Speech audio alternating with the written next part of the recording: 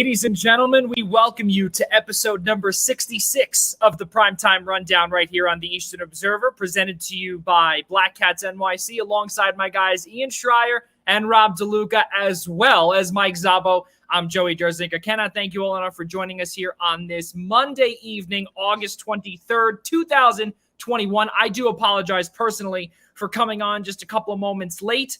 For those that know me very well, I have a best friend that lives right down the block, and his mom was walking his dog, and I got caught up there. So I'll be 100% honest here. And I came down here about 3 minutes ago shirtless. Ian was laughing his pants off, and really all the other three were. So that I take. You are one handsome human being, Joey. That's right. Listen. I take a lot of pride in that. Thank you very much. But Ian Schraier, how are you, and how has your week been? Preseason for college athletics. Preseason for college athletics, preseason for Adelphi, Division I in their first week of play, but nothing can top the story you just said, Joey. So I'm going to Rob DeLuca, good to see you again, sir. How are things with you down in Seaside? Good as always. You know, but we avoided most of that hurricane, so everything came all right. Had a little bit of rain today, but other than that, doing well. Going to have one great show. We got Mike Szabo, and we've got the NFC West, one of the best divisions in the league, to talk about tonight. And we've got a great guest for that as well.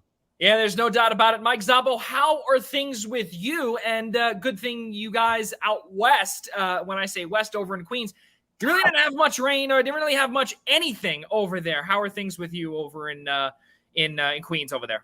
Oh, pretty good. I mean, the whole hurricane for us was just, your normal run-of-the-mill rainstorm, thank God. But, was able to sneak in, going to the Yankee game on Saturday. That was great, getting to see the team, and they're rolling lately. It's a good time to see them. So, yeah, everything's been pretty good. I can't believe even, it's 1 week away from our new semester at St. John's. This doesn't feel like that with the summer, but here we are at the end of August. How crazy is that, right? That we also have one more summer show in 2 weeks is Labor Day. To me, that just hurts so much because summer is officially coming to a close. God help us all. Ladies and gentlemen, our show tonight is presented to you by Black Cats NYC. Make sure you take a peek at their newest album, Free Cake, which is out now. Play Loud. You can buy that album on Apple Music, Deezer, YouTube, SoundCloud, Amazon, YouTube Music, Pandora, and Spotify. Ladies and gentlemen, also please do not forget to subscribe to us on the following platforms, which we can be heard on right now: Apple Podcasts, Spotify, iHeartRadio, and Google Play. And obviously, for those that are not watching on Facebook, please be sure to watch us on YouTube by subscribing to us on YouTube by searching I-95 Sports Network. Ladies and gentlemen, let us keep on going here, and let's get things started here. So obviously, Mike Szabo is our number 4 host here tonight. WSJU St. John's University Radio Network student broadcaster, as well as the co-sports director. There's a good lineage there, Mike. I don't want to be, I don't want to be doing whatever, but you're part of a good lineage over there.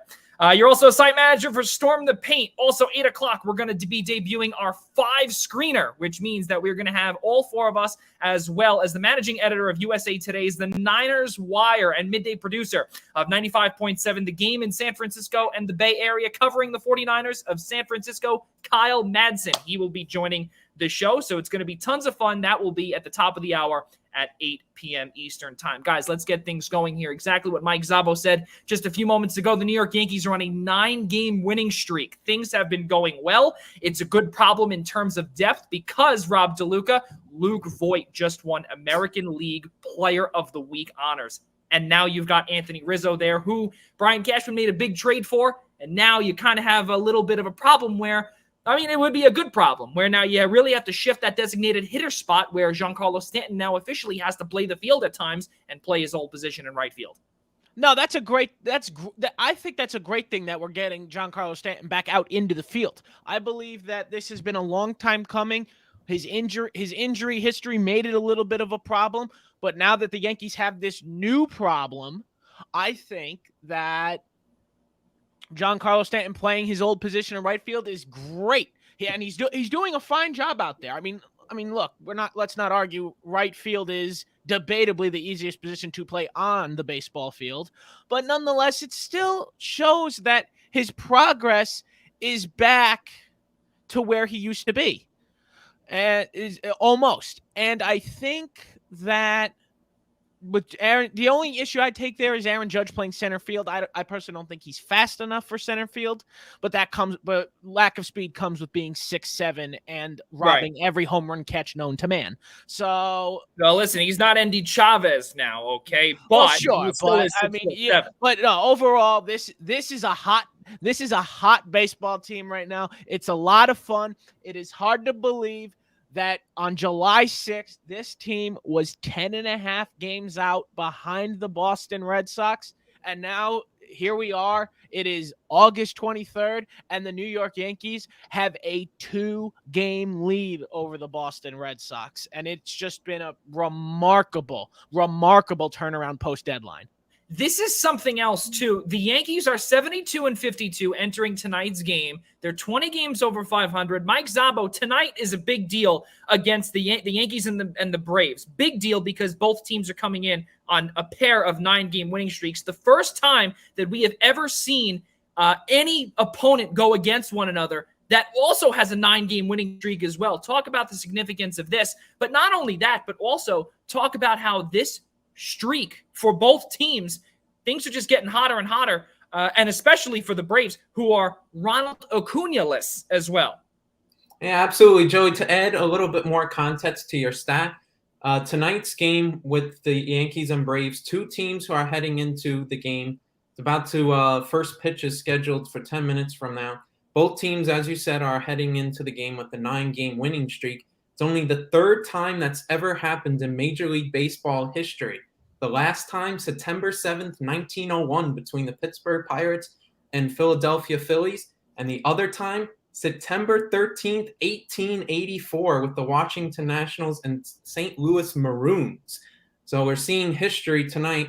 Somebody's winning streak will have to end tonight, but just a nice stat to throw out there.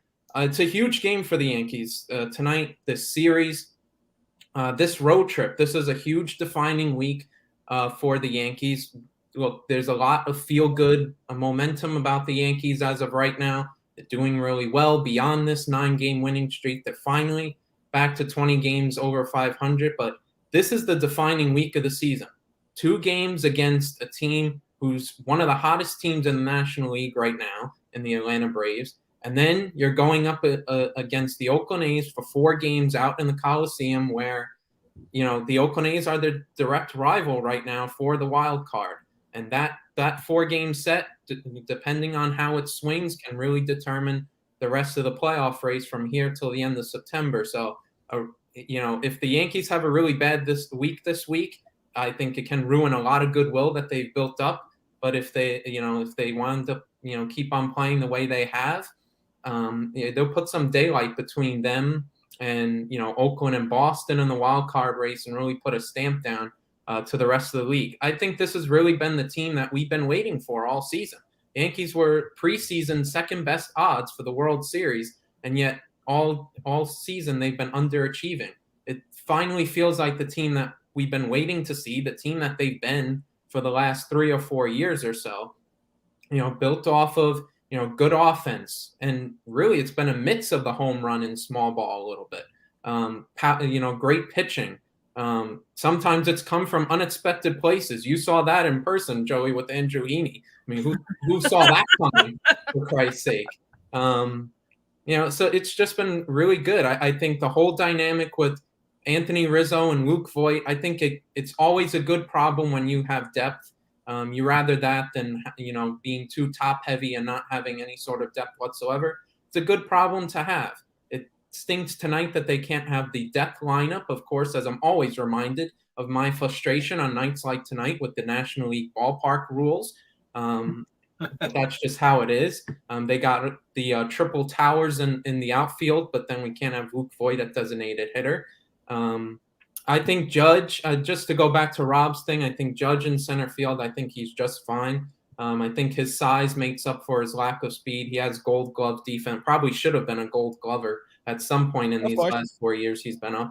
And Giancarlo Stanton finally playing the field is huge. I mean, this Rizzo trade has forced him to, but I mean, it should have been way before the Rizzo trade that he should have been forced to. I mean, the Yankees did not trade in 2018 for one of the best hitters in the league. They traded for one of the best players in the league. This was a guy in Miami. I think a lot of people forgot that he was a Gold Glove outfielder with the Marlins. He's no slouch. He can play the outfield. Somebody just finally had to tell him, listen, man, get your body right. We're paying you $28 million a year, not to just hit and get injured or whatnot. We pay you to play the field, to hit like a former National League MVP. Get your body right, get out on the field. They want you playing out there 5 out of the 7 days. So it's great that he's playing in the field and he's producing. And to go back to Rizzo and Gallo, those trades have invigorated the guys, and that it's challenged some guys they know some of their everyday places are at stake. So iron sharpens iron. You see a lot of guys, maybe some guys you didn't expect, really starting to pick things up as they know, roster spots are kind of crunching.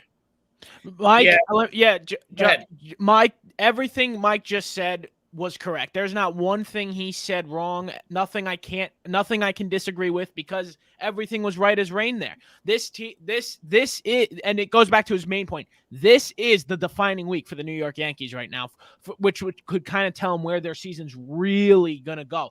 Hard series here on the road against Atlanta. Then you gotta go to Oakland. Nothing about that is easy. So this is a major 7 days coming up for the New York Yankees, and it's going, and it essentially, as Mike said, if they can come away playing the way they have, either miraculously keeping this winning streak going, or at the very least going, let's say 5-2 over this 7-game stretch, then they put themselves in a fantastic position, not only to mainly pull away from Oakland, because obviously every win the Yankees get against Oakland puts a full game between them. But let's also remember this, Mike. The Yankees are not devastatingly far away from Tampa Bay either. So if they could stay hot here, the AL East could still be in play by the end of this week. We'll have to just wait and see. You said that where could be in play. There is no reason why that this New York Yankees team should not be in the running for the American League East. You have to look at this road trip that they've got now. Atlanta, Oakland, Los Angeles, not the Dodgers, the Angels. The unpredictable Angels. Say it again? The unpredictable Angels. Not only the unpredictable Angels, but the Yankees stole their ace in Andrew Heaney. New York Yankees legend Andrew Heaney. Good Lord. So with that being said now, Ian Schraier, there is no doubt in anyone's mind that this Yankees team should be off and running. And right now in the last, I want to say what Mike said also was in their last 7 games, their pitching ranked number 5 in terms of earned run average with 2, 3, 4. Does it get better or does it get worse as we go along? Well, I think it's going to get better. And I'm going to get back to your point here. I think every pitcher that the Los Angeles Angels of Anaheim have thrown out there in the last 20 years, probably all of them belong in the Hall of Fame at some point. I mean, that's how good their pitching has been. Yes, since 2003. I mean, they've been rolling out Jared Weavers like they're baking bread. It's been unbelievable. And in Anaheim of all places, they're just a factory of pitching. That's correct. You get through that with a straight face. Come on. You got through that. I don't know what's so funny about this. I have no idea, fellas.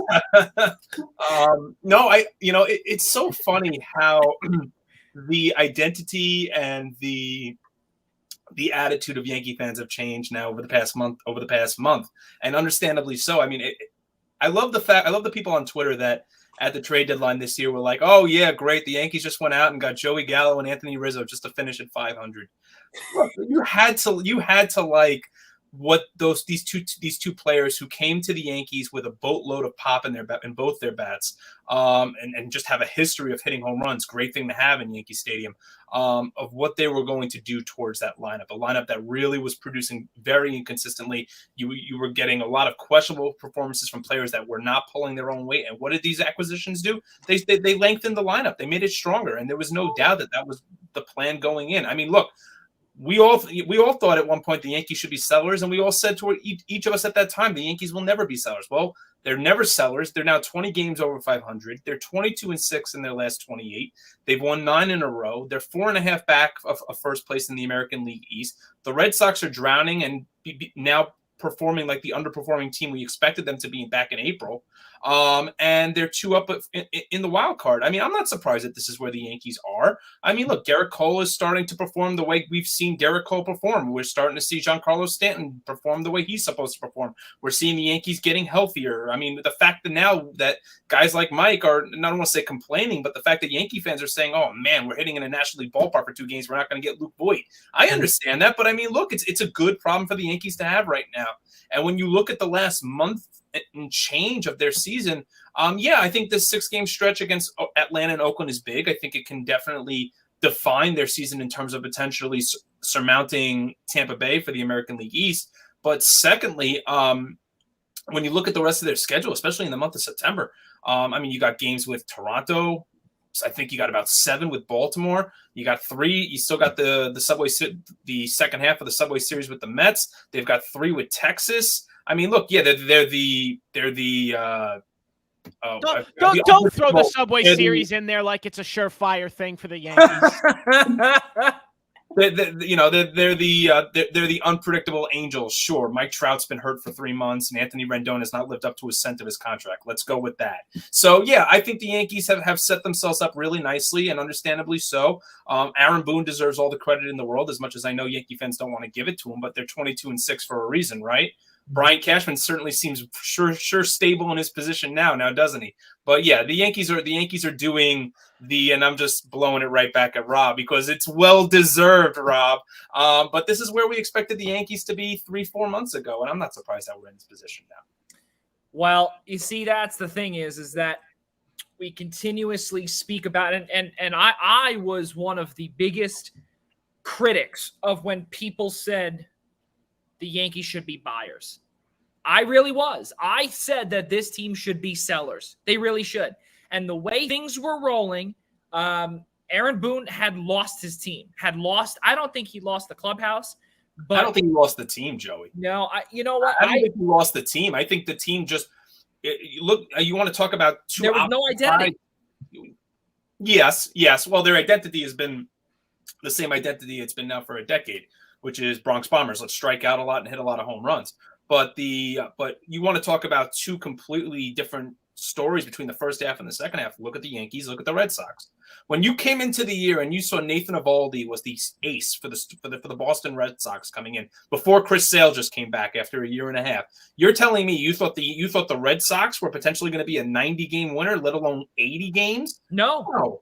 You looked at the Yankee lineup and you looked at, you said, right after Cole and Kluber, it's sure questionable, but you know the bullpen that they're going to be able to run out there with guys like Britton and Green and Chapman. You sure thought they were going to be a 90-plus win team. Well, they're now hitting the trajectory that we expected them to. I have I have friends that are Red Sox fans that are like, sell the team, sell them all off. Okay, you weren't saying that a month ago because you knew where the Red Sox stood, but you knew they weren't that good. It's the same thing I said last week about the Mets. The Mets weren't that good. The Yankees are that good, and they just made themselves that much better at the trade deadline. He you know what, Mr. Coming from a Mets fan here, fellas. I mean, look, he makes some points here. There's no doubt about that. The Red Sox were overperforming, and everyone knew it. And now we're finally seeing that drop off. It's still not going to be a drop off to the point that they don't reach that 80 win mark at this point because they're only 10 wins shy of 80 wins. So they're still going to exceed this season's expectations overall, unless they legitimately lose out now, but which is realistically impossible. But nonetheless, it's a matter of the Yankees did need to find their identity, as Joey said. It just wasn't there. This team was 41-41 at that halfway point. That is not New York Yankee baseball that any Yankee fan is used to.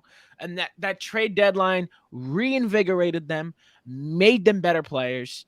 It fired them up. It gave them new life, and now these are the New York Yankees. They are now 31-11 since since that 41-41 mark. It's unbelievable how well they have turned it around, and now they are more than in the playoff hunt. They're fighting with Oakland as well. So, and Tampa Bay still in reach for that division title. The problem will be, can Tampa Bay cool off enough for these red hot Yankees to catch them? And well, they make a good point about the trade deadline, and that, I mean, we talk about how the Yankees and that invigorated them. I can understand why Boston fans are mad, because after the first half that they had, what Boston needed to do was keep their foot on the gas, because they were, I mean, the front office had to know they were a team that coming into the year, they didn't look that good, and you overperform. Well, you expect as a front office that there's going to be regression to the mean at the deadline. Then they should have been much more aggressive than they were. Why the Yankees are where they are and Boston is where they are now? Because Boston didn't do anything at the trade deadline. The Yankees snatched Anthony Rizzo out from their hands. They struck out. I think there were light talks about Matt Scherzer, but they really weren't serious about anything else. So that's why the two teams are where they are. The Yankees are also in this position. They've also had a change in mindset. I talked about one of the other times I was here on with you guys, and how they've had a change in mindset, how Aaron Boone manages the games. He manages it more aggressively a lot of the time. Also, the players, they've become more speedy, more athletic. The lineup has been stealing bases more. You see Aaron Judge stealing second base more often. You see Andrew Velasquez, what an addition he's been coming up from the minors. He's been stealing bases as well and having some good offense as well. So Alex Cora even said in the series last week, the Yankees, as well as talk about the trade deadline acquisitions, they've become more speedy and more athletic than they've ever been. Yeah.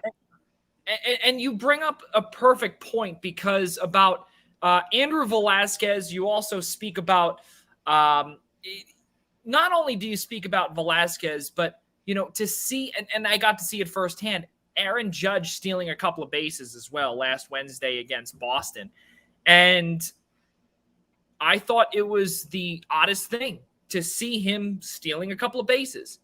You just don't see it that often, especially from a man that's 6'7". But everything is clicking right now, and the New York Yankees have to be really delighted in the direction that they are going in. They continuously are going up. They are trending upward, and I think now this is probably one of the hardest opponents to play in the Atlanta Braves right now, who again are on that 9-game winning streak. And exactly what you guys said earlier, the designated hitter is not here until Thursday. That's a problem for the Yankees, where now we might have to see some, pinch hitting. Well, the strategy may have to, change up a bit for Aaron Boone here. It's going to be tons of fun, I could tell you that. But I can't wait to see what's going to be in the next few moments when things get underway down in Atlanta. All good things ahead for the Yankees, who are, again, on a 9-game winning streak, 9-1 in their last 10. Guys, let's keep on moving forward here, and let's take a peek at what the San Diego Padres did about 7 hours ago. They let go familiar name in Larry Rothschild, and we know him, and Mike Szabo's clapping his hands over there. Well, listen, for many years, the New York Yankees have known him as the pitching coach under Joe Girardi. And he was there for 1 year with Aaron Boone. He was one of the layovers where, everybody had been let go or had found other jobs. And Larry Rothschild was there to stay for a single year until Matt Blake came in. And then Larry Rothschild, unfortunately, did not have a long tenure in San Diego, as he was let go as the pitching coach around, like we said, about 12:30. So that was about, opening day or business opening for San Diego. So, Mike, I want to start with you, since you were giving a little cheers there about Larry, about the former Yankees pitching coach. Well, I think it's a move. I don't think it's I think it's a good move that San Diego's made. I think it's frankly done a pretty bad job with them. Everybody wants to talk about the San Diego Padres offense as a reason why they're underachieving, and right now just lost the second wild card spot. Really have dropped out of being a 3-horse race in the National League West. But it's also been because of their pitching. They acquired Blake Snell this offseason. He has a 5 ERA. This is a former Cy Young winner that they spent quite a bit of prospect value to go out and get. They went out and got Yu Darvish. He's almost at a 4 ERA. Nobody talks about the underachieving of their starting pitching staff. And, of course, they didn't do anything at the trade deadline to go and upgrade that. They missed out on Matt Scherzer in the 11th hour. That's all down to, Larry Rothschild and the mismanagement of the pitching rotation there. The Padres, that should have been their strength. Even against the Dodgers a bit, is the pitching rotation. We looked at it going into the season on paper, even with the injury, knowing that Clevenger was going to be out this whole year. Even with that, you looked at it as a really huge strength for this team, and it hasn't been. It's been underachieving. He doesn't get enough criticism for that, Larry Rothschild. And personally, with the Yankees, especially in his last year, I had a lot of disdain and a lot of criticism for him for how he handled Sonny Gray, who was a pretty decent pitcher from the Oakland Athletics. And what did the Yankees try and do? They tried to change him. They tried to add told him to throw his slider more, which was not as effective of a pitch for him. And what happened? Sonny Gray got lit up. Like, you acquired a guy, pitch him, keep on pitching to his strengths, develop his strengths. They've done the Yankees are doing this. They're starting to change a little bit. I think with Matt Blake, it may change a little bit. But there are guys that they just try and change the pitchers too much with the Yankee organization. And they've done it to Davy Garcia. They've ruined him in the minors this year. He's been lit up at AAA. They tried to change his slot delivery, and that's totally screwed him up. And Larry Rothschild did the same thing. He can manage his staff decently, but as the years went on, just wasn't getting as good. The Sonny Gray situation, I lost all my faith in him as a pitching coach. You see what he's done in San Diego? It should not be happening to that staff. It's too good of a staff for a pitching coach of his experience to mismanage that and have the Padres where they are. Yeah, I gotta agree with Mike here. I mean, there's 5 weeks left in this regular season, and the Padres have essentially pitched their way out of the playoffs now. Ever since the Cincinnati Reds have turned it on and now have taken over the Padres for that second wild card spot. So, and I think Mike's right. Rothschild does not get enough blame for this. Mike is right. You cannot have the level of talent and names on this rotation and just all together and be this bad at pitching. That at that point, somewhere it has to be coaching, because not every single one of them should be struggling like that at the same time. I get it when teams go through slumps, but to literally fall off the way that they have, something clearly had to change out for that pitching staff, you can't fire players mid-season. The best thing you can do is fire the pitching coach and just try to shake things up, get that fire, try and reinvigorate the Padres that way in terms of getting back into this playoff race, because right now they're now on the outside looking in. So they have to turn it around, and the best way to do it was to get rid of Larry Rothschild. And as for Rothschild himself, man's a baseball legend. But I mean, let's be honest, he's a little up there in age. I'd probably take this firing as a sign that it's time to go into retirement. Well, you know what? Now I want to ask Ian Schraier this, because 10-15 is their win-loss record in their last 25 games with a .505 earned run average. They rank 24th, the Padres, in opposing batting average, 270. And obviously just a few teams down, the Chicago Cubs, they're the bottom of the barrel, averaging the opposing batting average is 304. But then again, they've lost 11 out of their last, I think, like 13 or 14. But also then you look at your New York Mets too, Ian, who are 10-19 with a 4.54. Obviously, we know that injuries, the injury bug with the Mets in Queens has really taken the toll on this, and why they're 10-19 in their last 30 games. But looking at the Padres here, is it Rothschild to blame? Is it the pitchers? Is this a move that maybe can reinvigorate the clubhouse? I don't know if it's all on Larry Rothschild. I'm not so sure I'm in agreement with Mike and Rob here. I don't think not 100% on him. No, but I don't think it's necessarily. I think, Joey, let's go back to your point about the offense. And I think Mike kind of alluded to a little bit of you want to blame it on the offense. Well, aside from 2 hot stretches that they've had this season, early on in the year and maybe just after the All-Star break, in the other 70-some-odd, in a stretch of 70-some-odd games of what's been played so far this year, they've averaged 3.6 runs per game and have an OPS of less than 700. Okay, when you're looking at that lineup should be like a Yankee lineup. That lineup should be when it's on. That should be a lineup that is producing almost every night. I mean, I know they don't play in a hitter's ballpark. I know Petco is probably the worst ballpark for a hitter to hit at, unless your name is like Fernando Tatis or Manny Machado. But when you've got guys, I mean, look, yeah, Will Myers has tapered off. I mean, Will Myers has never been the player that the Royals thought he was going to be, or the Padres thought he was going to be, but he got off to a hot start. Eric Hosmer got replaced because they traded for Adam Frazier, and then they slotted Jake Cronenworth over at first. He hasn't produced. They haven't had anybody producing behind the plate. I mean, you want to sit here and throw, and Jace Tingle really wants to throw because he said it was his decision, the manager of the Padres, that is, to get rid of Larry Rothschild and to bring in a pitching coach, formerly of the Oakland A's, who was there 20 years ago, serving as the pitching coach underneath Art Howe. When at that time the Oakland A's had pitchers who were vintage, like Tim Hudson, Barry Zito, Mark Mulder. Yeah, granted, he probably should be doing the same with guys like Blake Snell, Yu Darvish, Joe Musgrove. But when you look at the rotation from the top down, and I guess this kind of transitions into my conversation about Larry Rothschild, is so many of those pitchers are hurt right now. I mean, as much as I hate him, Chris Paddock hurt. Dinelson Lamet hurt. Yu Darvish hurt. Mike Clevenger hurt. Joe Musgrove, yeah, he threw a no-hitter at the start of the season, but he came over from Pittsburgh.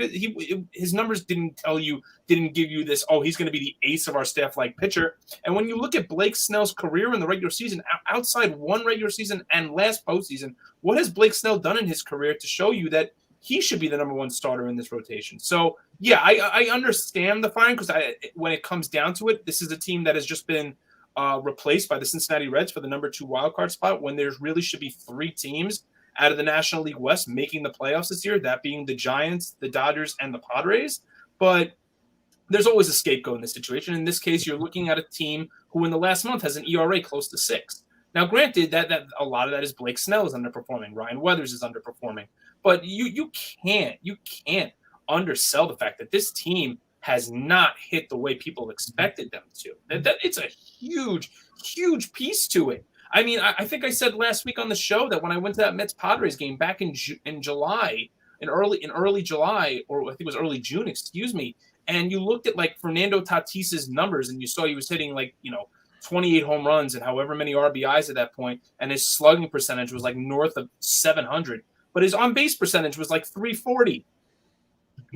Listen, guys are going to learn how to pitch to you. Guys are going to learn how to pitch around your power hitters a little bit, and not let guys who like Tatis, who are just straight pull hitters, swinging pitches in the strike zone. He's just going to, they're either going to walk you, or you're going to become the next Javi Baez and just swing it poor pitches. You're never going to see a pitch down the plate. Well, that's the situation the Padres have found themselves in, and that's why right now they're on the outside looking in on the wild card race.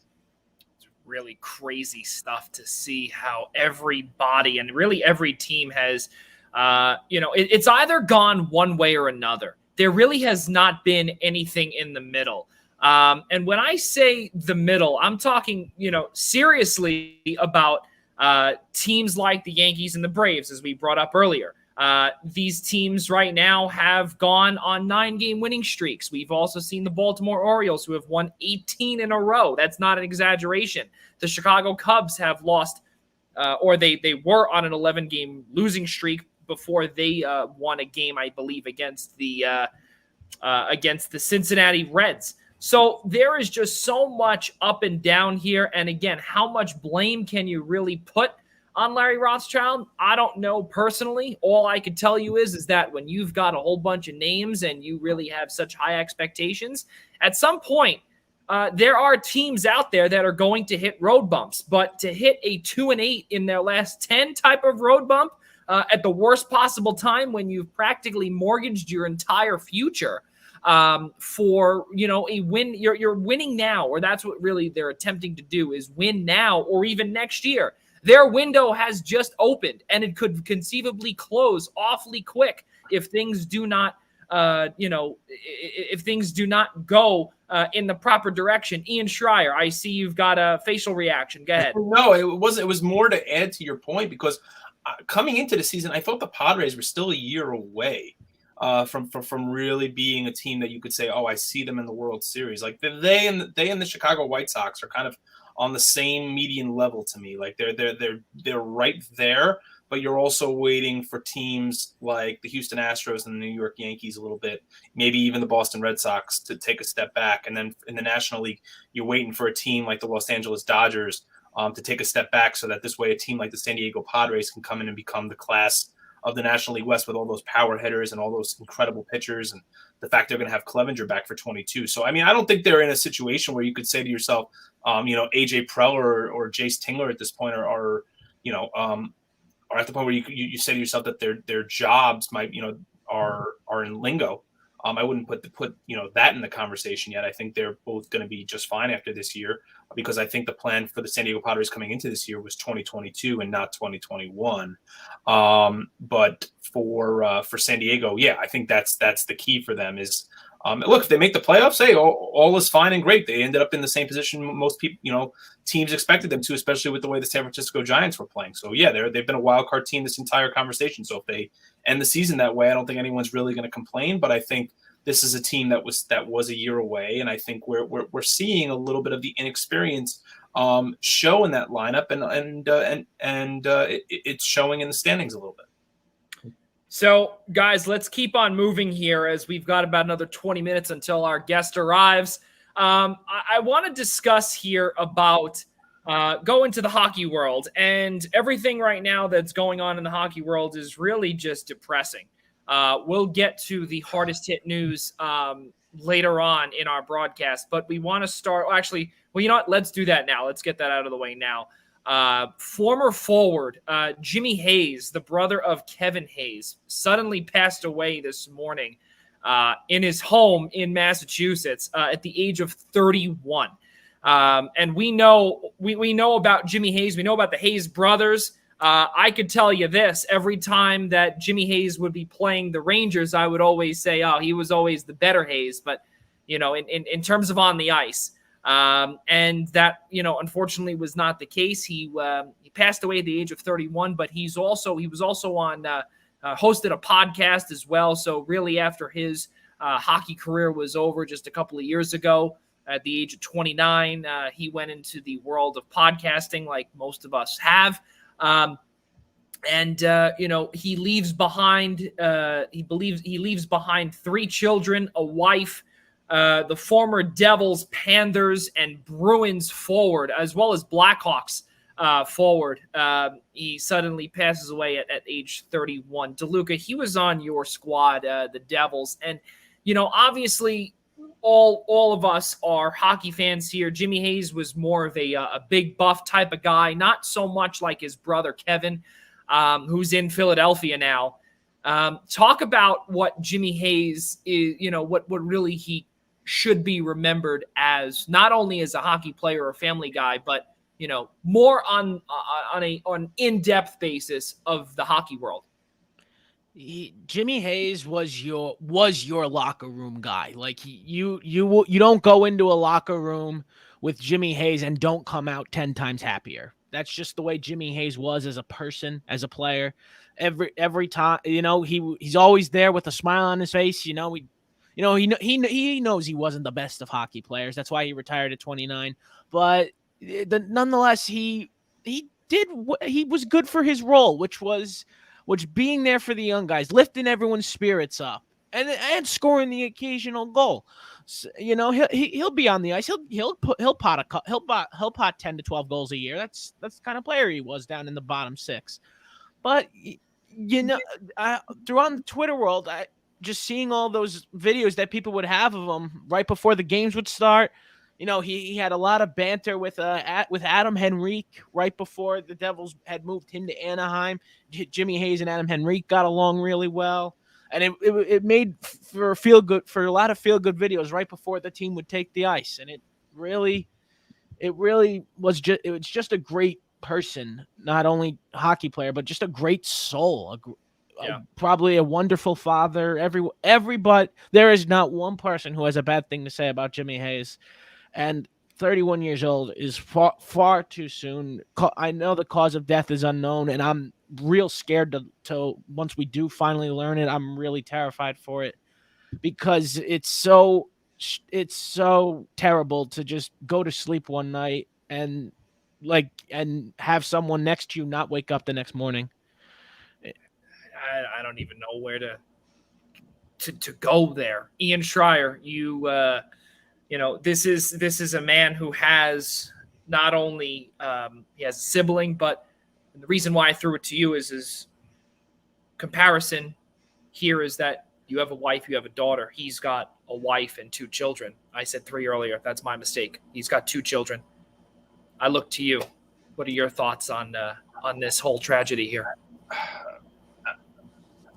Pretty much disbelief. The best way to describe that is when Rob texted us yesterday, or I believe it was yesterday. Yeah, it was late last. It was this morning. No, it's this morning. This morning. I mean, I'm already losing track of my days and times. But when he told us that Jimmy Hayes had died, I thought he, after, and I know we're going to get to Rod Gilbert too. Like I thought I was expecting it to be a Jimmy Hayes that was in his 70s or his 80s, and then I thought to myself, I'm like, there's no way he's talking about Kevin Hayes' brother, right?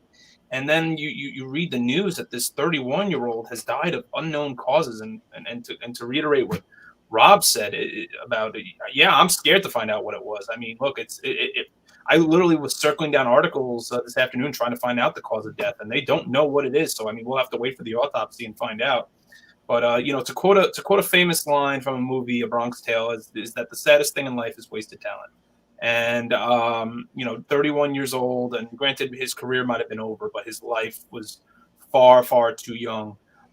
Just beginning. It was just telling that to someone who's 37. It's a scary thought. I never really want to think to myself. I mean, I'm somebody who lost his best friend when he was 22. So it's this is never an easy conversation to have, especially. I mean, death is a way of life, but it doesn't mean it's accepted or people like it. And what makes it worse is that we just don't know what happened to him. And my condolences go out to the Hayes family, to Kevin Hayes and his wife, his children. I can only imagine what it's like to be in that situation as his family. I just wish them all the best, because this can't be an easy time. Keep in mind also, before we get to Mike Szabo here to conclude this horrific news, Jimmy and Kevin Hayes are both the cousin of both Matthew Tkachuk and Brady Tkachuk, as well as obviously their father, Keith. Mm-hmm. And also, let's not forget, Tom Fitzgerald also is related to the Hayes family as well. So, and Tom Fitzgerald, for those that are just joining us for the first time here, is the New Jersey Devils general manager as well.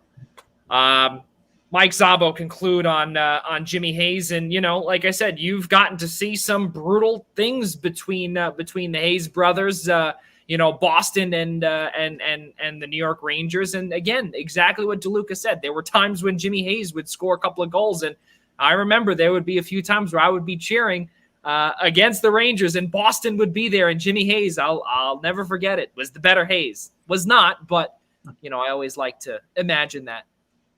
Yeah, I echo the sentiments of all you guys. It's a shame when someone that young goes and passes, no matter what the cause will be. It's a very sad story. A life that, was just beginning, way too young. Exactly what Rob said on the ice. He was always just a great character, always, brought a little more fun to the game. But it's just such a shame. that he's gone. Such a shame when you hear those kind of stories.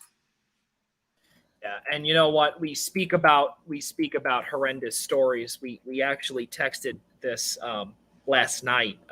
Ian and DeLuca, we were texting this about former former forward of the New York Rangers, number 7, Rod Gilbert. He passed away at the age of 80 yesterday, and I've met Rod Gilbert on numerous occasions. So this one hurt me as well because he does a lot of charity events, and he was also at multiple baseball charity events with the Scouts that I'm a part of. And he was at a few. He was also at a couple of Ed Randall events. And for those that do not know, Ed Randall is a broadcaster on WFAN talking baseball. He's a close friend of mine, and Rod Gilbert was very close with really a lot of the baseball community as well. And keep in mind, Gilbert is also from Montreal, and I'll never forget a lot of the stories he would talk about were, him and rooting for the Expos and all those good stories at these charity events. But more off of a personal level, more on a professional level, in the hockey world, the New York Rangers lose a legend, and number 7 will never be worn again. At the age of 80, Rod Gilbert passes away. Ian Schraier, I don't even know. Again, this is the second part of a tragic story. Again, I don't want to say that it's a sudden passing because Rod Gilbert is 80, but Rod lived a very long life, long and healthy one, and at the age of 80, he's now gone. Yeah, and the man loved his wine, that's for sure too. And I'll get to that moment in a second, but yeah, Rod Gilbert, I mean, Mr. Ranger himself. He was the first Ranger to ever have his number retired to the rafters of Madison Square Garden. He will be the only Ranger to ever wear number 7. I mean, from the famed gag line to get a goal line, when you think of, Vic Hadfield and Jean Rattel and Rod Gilbert, and you think of the the great Ranger teams back then, and the teams that just narrowly missed on a Stanley Cup, and I only met Rod Gilbert once in my life, and the one time I met Rod Gilbert I'll never forget, because as I told Joey and Rob last night, I met him at a night called The Night with the Legends at Madison Square Garden, and this was in December of 2009, so we're going back 12 years, almost 12 years now. And that was a night where I got to have dinner basically on the garden ice with, at the time, whose numbers were retired in the garden rafters. And that was Rod Gilbert, Brian Leach, Mark Messier, Mike Richter, and Eddie G. And one of the people the person I actually got to take a picture with the Stanley Cup with was Rod Gilbert. And Rod Gilbert had a glass of red wine in his left hand while we took the picture. And he just was just a tremendous, tremendous, great person to be around. What a personality. I mean, the guy could command a room. There was no doubt about that from the time I met him. But I wasn't around to watch him play, unfortunately. I mean, I've just only heard stories and watched archives and seen what he was able to do when the game was so different back then. But you think of, when you think of Mr. Detroit Red Wings, you think of Gordie Howe. When you think of Mr. Ranger, you'd think of number 7, Rod Gilbert, and he'll be sorely missed. And he's always around the Garden. I mean, you go to a Ranger game just about every time you're there, you see him on Garden Vision, there serenading the crowd. But he'll be missed by all Rangers faithful for sure. Mike Szabo, you're a Rangers fan. I know we obviously did not get to see Rod Gilbert play, but what do you think of this? He embodied everything it was to be the Rangers. For the teams and for those, for those Ranger fans who are old enough to have seen him play up until the 1994 hit, he was the embodiment of the Rangers. He came the closest to, him and his teams came the closest to ending that long drought. Unfortunately, didn't, but still accomplished a lot of great things in his career. He was just obviously Mr. Ranger, everything that goes with that. But he was also one of the greatest ambassadors for the game of hockey. I mean, just the fullness of life that he had, 80 years old, and the different times that he was alive for, how much the game had changed from when he had finished playing up until now. When he was always hanging around the Garden, always involved with the Rangers organization, how much the game has changed. Yet he was involved and brought so much to it. So the Rangers not only lose a legendary player, probably the most legendary player in the history of the organization, but just a fantastic ambassador for their organization and the game of hockey. It's very sad to see. It's a sad day for hockey when you hear the news that he's gone. Well, a couple of the records I want to bring up here. Rod Gilbert holds the Rangers team record for career goals with 406. He also holds the New York Rangers team record for career points with 1,021. He also holds the Rangers team record for consecutive games with an assist by a forward with 10. And he also shares the team record for assists in one game 3 times. Rod Gilbert was 80, and he was the first Ranger to have his number retired and put up into the rafters, the legendary Madison Square Garden. Yep. Guys, I want to move on to our next topic, which is also about, it's obviously about hockey, but it's a little more positive, okay? It's sentimental, if you will. Exactly. It's more of a sentimental type thing, and Buffalo Sabres play-by-play voice and Rick Jeanneret is hanging up his skates, if you will, or hanging up the microphone, or really putting his headset, if you will, on the hanger. I think that would be the correct phrase, right? Something along those lines. Yeah, we could go with it. He will be 81 years old, and he's retiring after season number 51 in the booth. And he basically said about the he said that his season number 51 is going to be the last in the booth.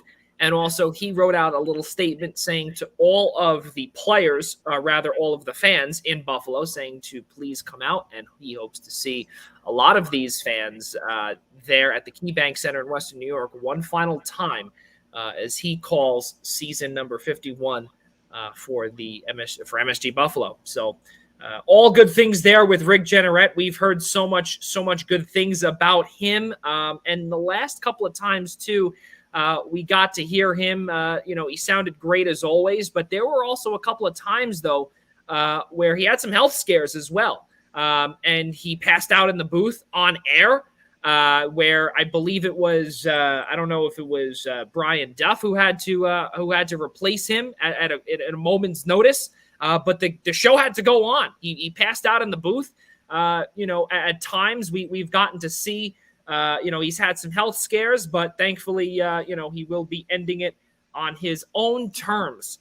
Guys, I want to keep on moving here just because we are on a little bit of a time crunch. Surprisingly, in about 4 minutes, we're going to have on Kyle Madsen, the managing editor of USA Today's The Niner Wire, and we're going to get into our NFC West preview here on episode number 66.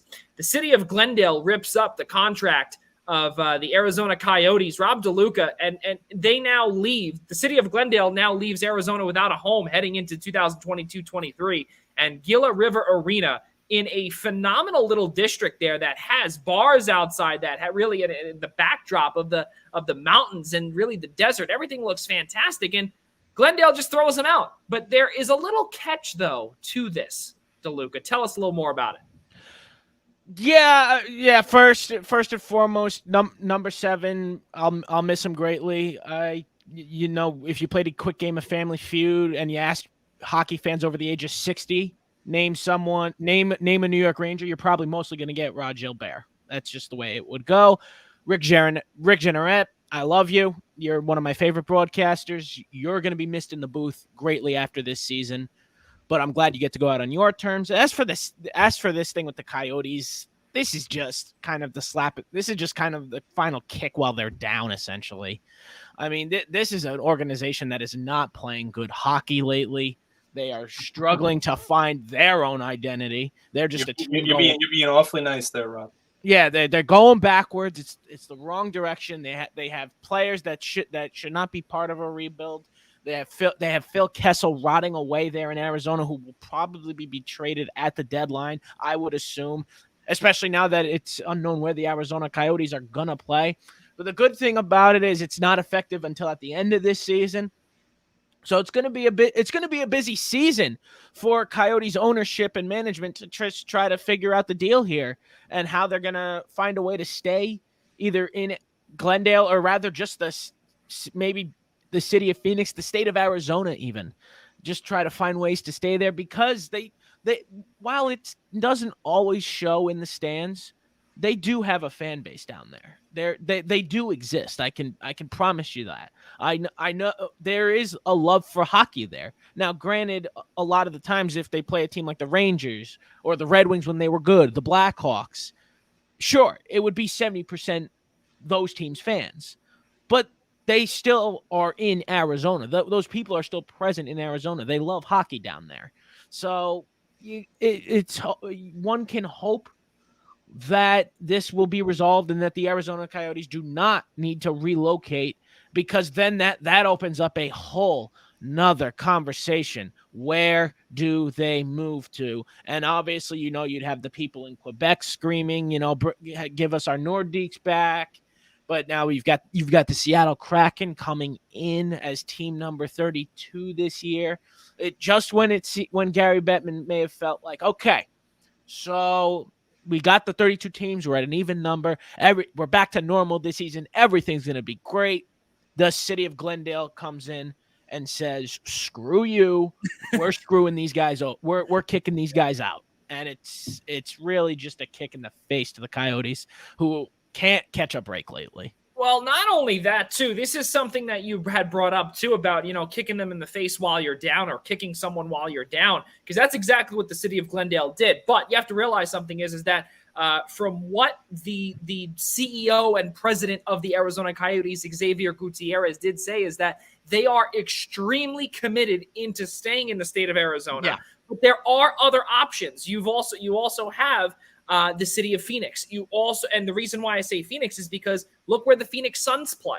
Okay, in order to stay in the state, you might have to pull what the New York Islanders did and go play in Brooklyn in a non-hockey centric building just for a few years until you get something moved or built, or potentially, a different building has to get up to code or anything along those lines in the city of Tempe. And that's kind of where there's a few things that are popping up there saying, okay, the city of Tempe may just be the place where the Arizona Coyotes might go. If that's the case, then kudos to them. We will see what Xavier Gutierrez will do, but all I can say is that you also have a gorgeous facility in Talking Stick Arena over in Phoenix, in downtown Phoenix, which is near the Diamondbacks building. But again, I mean, does it happen? It's tough, Joey, because here's the thing. Unfortunately, relocation does just have to be a conversation because there are no deals in place just yet. So I firmly believe they will remain in the state of Arizona. But until that news becomes official, these conversations have to be had. It has to be thought about. And then if they move back to Quebec, if they are to move to Quebec, then you got to realign again. And there is nothing the fans, and also I'm pretty sure Gary Bettman's pretty sick of realigning these divisions and leagues over and over again, because it's nothing but a pain in the butt, really, to do these things every 2-3 years per se. Like they're already pushing the Arizona Coyotes to the Central Division this year to make way for the Seattle Kraken. And now they might not even be a Western Conference team by the end of it. Like that's why you can't catch a break. Not only do you have to completely readjust yourselves because you now have to play on Central Time Zone when you're a Mountain Time team, you also have to You may be playing in the Eastern Conference next year. It's a disaster. It is a legitimate disaster with what the Arizona Coyotes are going through. And you know what? And obviously Ian has some words for the Coyotes over there, because listen, all I can tell you is that the greatest line in hockey is on its way. Okay. Louis Erickson, Andrew Ladd, Phil Kessel. Tell me more. Tell me more. I'd rather tell you more about Seattle Kraken top line forward Jordan Eberle. You know. No. We're not getting off on a Wait, Joey.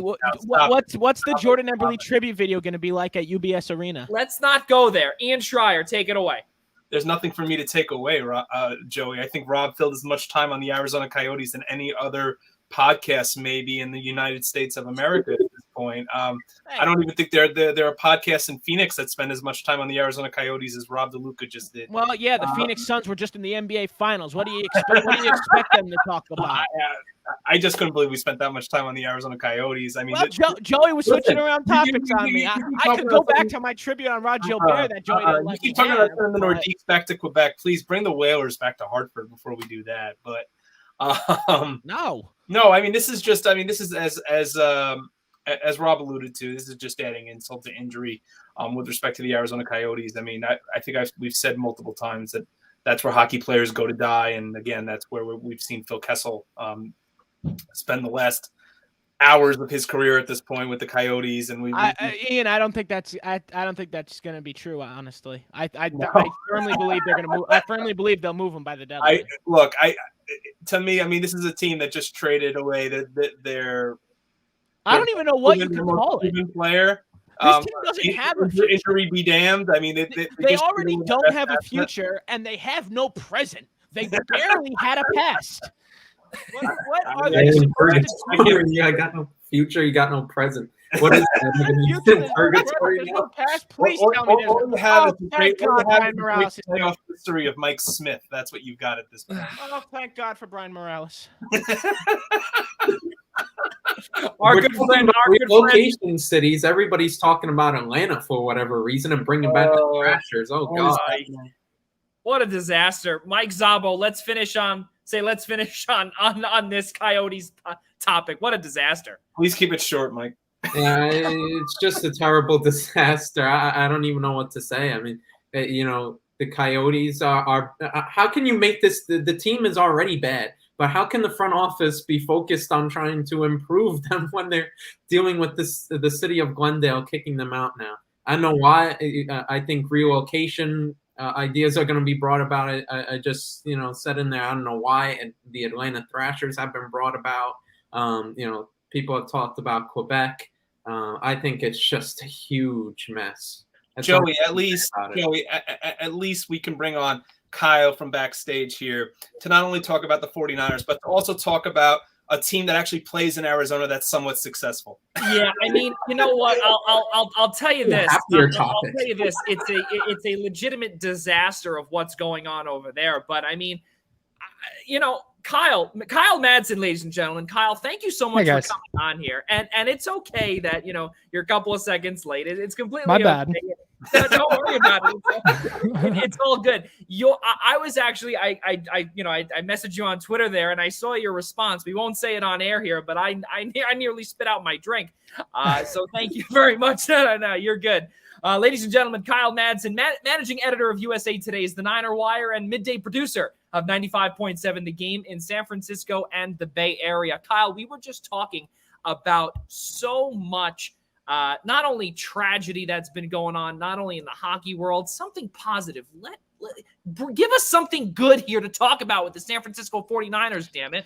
What do we got here? Are they going to be good again? Let's start this up here. First off, how are you? I know we just went from... Wow, that was a lot. That was a roller coaster. Holy smokes. That's all we do on this show, Kyle. A lot of roller coaster, a lot of back and forth. Yes. Yes. Cool. Kyle, you should have seen Joey backstage before the show. You're already an hour late to the end. Oh man! Oh, we were it's a party. Kyle, thank you so much for joining us, man. Of course. I came home today. I'm doing some fill-in work for a different radio station today, and I came home and my power was out. And so I had to go do the show elsewhere, and then I got home and I got your reminder, and so I had to get set up real quick. But we're good. The 49ers, I think, are going to be good again this year. At least they should be, as long as they're healthy. They have a good roster, and Trey Lance doesn't suck. So Are you sure? I mean, people were kind of questioning his opening performance there yesterday or Saturday. I can't remember which game it was. People thought he looked a little shaky, but that to me, that's just football fans on Twitter being stupid. But because I think Trey Lance is going to be fine overall. But what did you see from Lance in that game that may have raised a couple of yellow flags, I guess you could say? He definitely has two big issues as a passer. One is that he struggles a little bit with accuracy, but that's something the 49ers knew going into the draft or coming out of the draft. And it's something that he's kind of had to work on in camp. A lot of the reports out of camp is that he's missing a lot of throws high. And we saw that yesterday on the interception on the throw to Mohamed Sanu. Probably a ball Sanu should get, but it also is a ball that has to be lower. Like, he was open. It just has to be delivered in the right spot. The other thing is his touch. He throws every ball 1,000 miles an hour. And there's some encouragement in that because, like, you saw the touchdown pass to Travis Benjamin, in those tight windows, he's going to fit the ball into it because he throws it with so much pace. But then he had a couple of balls dropped where if he puts it, if he gives it the right amount of pace, if he puts a little bit of touch on it, it's probably a completion. So some good and bad, but the flashes of good indicate that if he develops, he should be a pretty good player in the NFL, which is what the 49ers want. Kyle, let's piggyback off that, because as of 24 hours ago, there was a report from Niners Wire that said that Kyle Shanahan has still yet to name his starting quarterback for week 1, and there's only one preseason game left to go. In theory, we've got about 2 weeks and change now until week 1, and we know Jimmy G is coming off an injury. We know Trey Lance is unproven. We know Nate Sudfeld is from his time in Philadelphia. Is there really, if Jimmy G is healthy at this point, and we saw him obviously lead the 49ers to the Super Bowl 2 years ago, is there really anything up for debate? Because I know you said you think the 49ers are going to be good, but can you say that right now with the number 3 pick in the 2021 NFL draft, or are we going into week 1 knowing Jimmy Garoppolo is the starter under center for the 49ers? If I'm betting on it, I'm betting that Garoppolo is going to be the starter. Shanahan got asked what the exchange was last night. Was somebody asked if anything had happened that he had seen that made him come off his original stance, which to open camp, it was Garoppolo's the 1, Lance is the 2. That's how it is. And he got asked if anything had happened through the first 2 preseason games and through camp that made him come off of that. And he basically said, no, haven't seen anything that has made me change my mind on that. And then the follow-up was, well, then will you name Jimmy Garoppolo the week 1 starter? And he said, I'm not ready to make that announcement. So that's kind of where he's keeping it in limbo. I don't think there's going to be much of an internal debate, because the Lance pick matters for the next 15 years. If it goes well, they invested 3 first-round picks in him. Like, they can't get this wrong. If that means starting Jimmy Garoppolo and, he plays in all of 2021, let's say, and they go 10-7 and they either sneak into the playoffs and lose in the first round or miss the playoffs, that's fine, as long as Trey Lance is developing. Because if Trey Lance turns into, not saying he's going to, because I don't think he will, but let's say he turns into Patrick Mahomes, the 49ers don't care what happens in 2021. They would like to win the Super Bowl this year. But if the long-term development of Trey Lance means he doesn't start this year, or he doesn't start until late in this year, they're okay with that.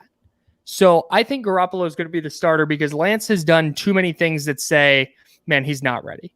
It's the accuracy issues. It's the issues with touch. It's some decision making where he missed a couple of easy throws last night that I think they would like to see him make instead of kind of looking down the field. So I don't think he's ready to be a like Super Bowl caliber quarterback right now.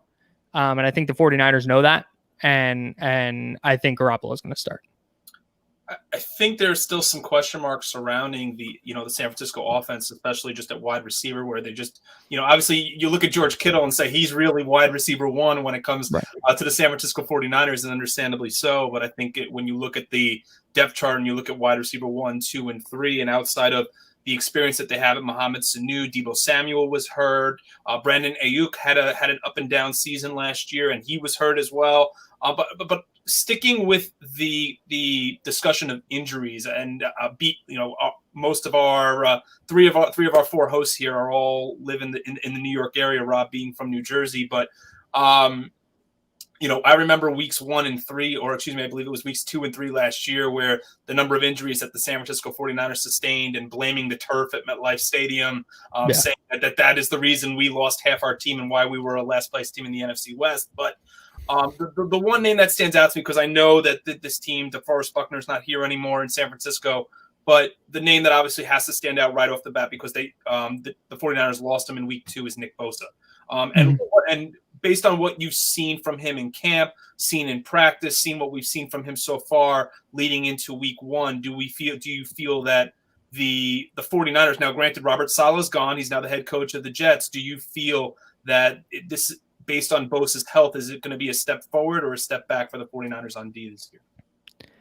I think they'll take a step forward from 2020, but I think they take a little bit of a step back from 2019 because of, you mentioned DeForest Buckner. Not having DeForest Buckner in the middle of your defensive line is going to be worse unless you have Aaron Donald, which they don't. So that's just, he's that good. He's that effective. Nick Bosa being back is going to be enormous for them. Dee Ford has been healthy throughout camp, which is a huge surprise. There was talk of him maybe retiring this offseason or not being ready to start the year, if at all, but he's been in camp and he's been healthy. If he can be effective for 12 to 15 snaps a game, I think the Niners defensive line is going to be pretty good. They signed Samson Ebukam, the former outside linebacker for the Rams. They're going to put him at defensive end where he can kind of use his he's a big, fast, athletic defensive end. The Rams were, I think, miscasting him as an outside linebacker. So he's going to get a chance to kind of revitalize his career. The 49ers are hoping for a Shaq Barrett type jump, when he was in Denver and then he went to Tampa Bay and led the league in sacks. Don't think Ebukam is going to do that. That's setting the bar really high. But if he can be a 7-sack guy, his career high is 4.5. If he can be a 7-sack guy, that's huge for them. Sure, if you can play with Bosa, absolutely. Yeah. And that's it. If Bosa takes a step forward and he is in the defensive player of the year conversation and he's getting 12, 13 sacks, it frees up Eric Armstead, who had a down year last year. And suddenly their defensive line looks pretty good again. And that's where it's all going to start. I have some questions about their secondary that will really get exposed if their defensive line isn't effective.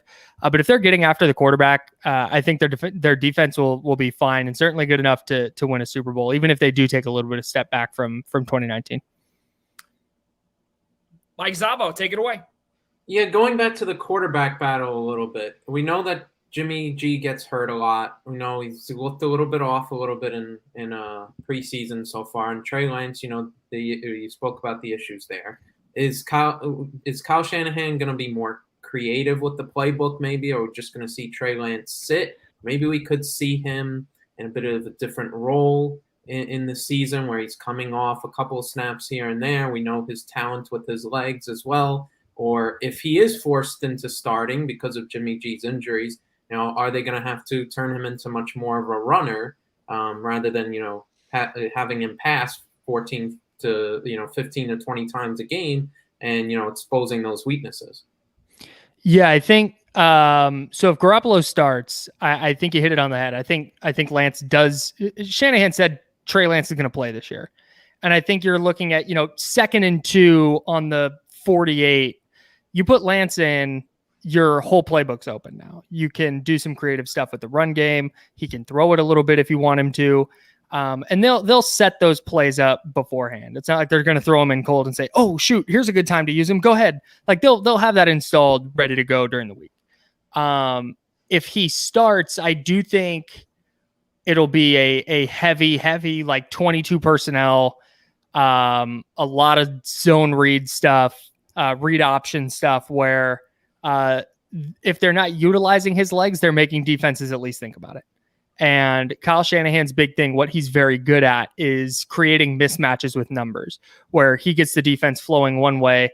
the play goes a different way, and now all of a sudden they have 4 blockers for 3 defenders, and that's how they get these home run plays with Raheem Mostert, with George Kittle, on these short throws, Debo Samuel on the jet sweeps. He's really good at creating mismatches with numbers, and when you have a quarterback who can now also be effective running the ball, it makes it even easier to create those mismatches. So I think that's right. If Trey Lance does start, I think we see a very run-heavy 49ers offense. I don't know if it'll look exactly like the 2012 Washington team with Robert Griffin III when Shanahan was the offensive coordinator there, but I think that's a little bit what we'll see is some version of that offense where they rely heavily on the run game.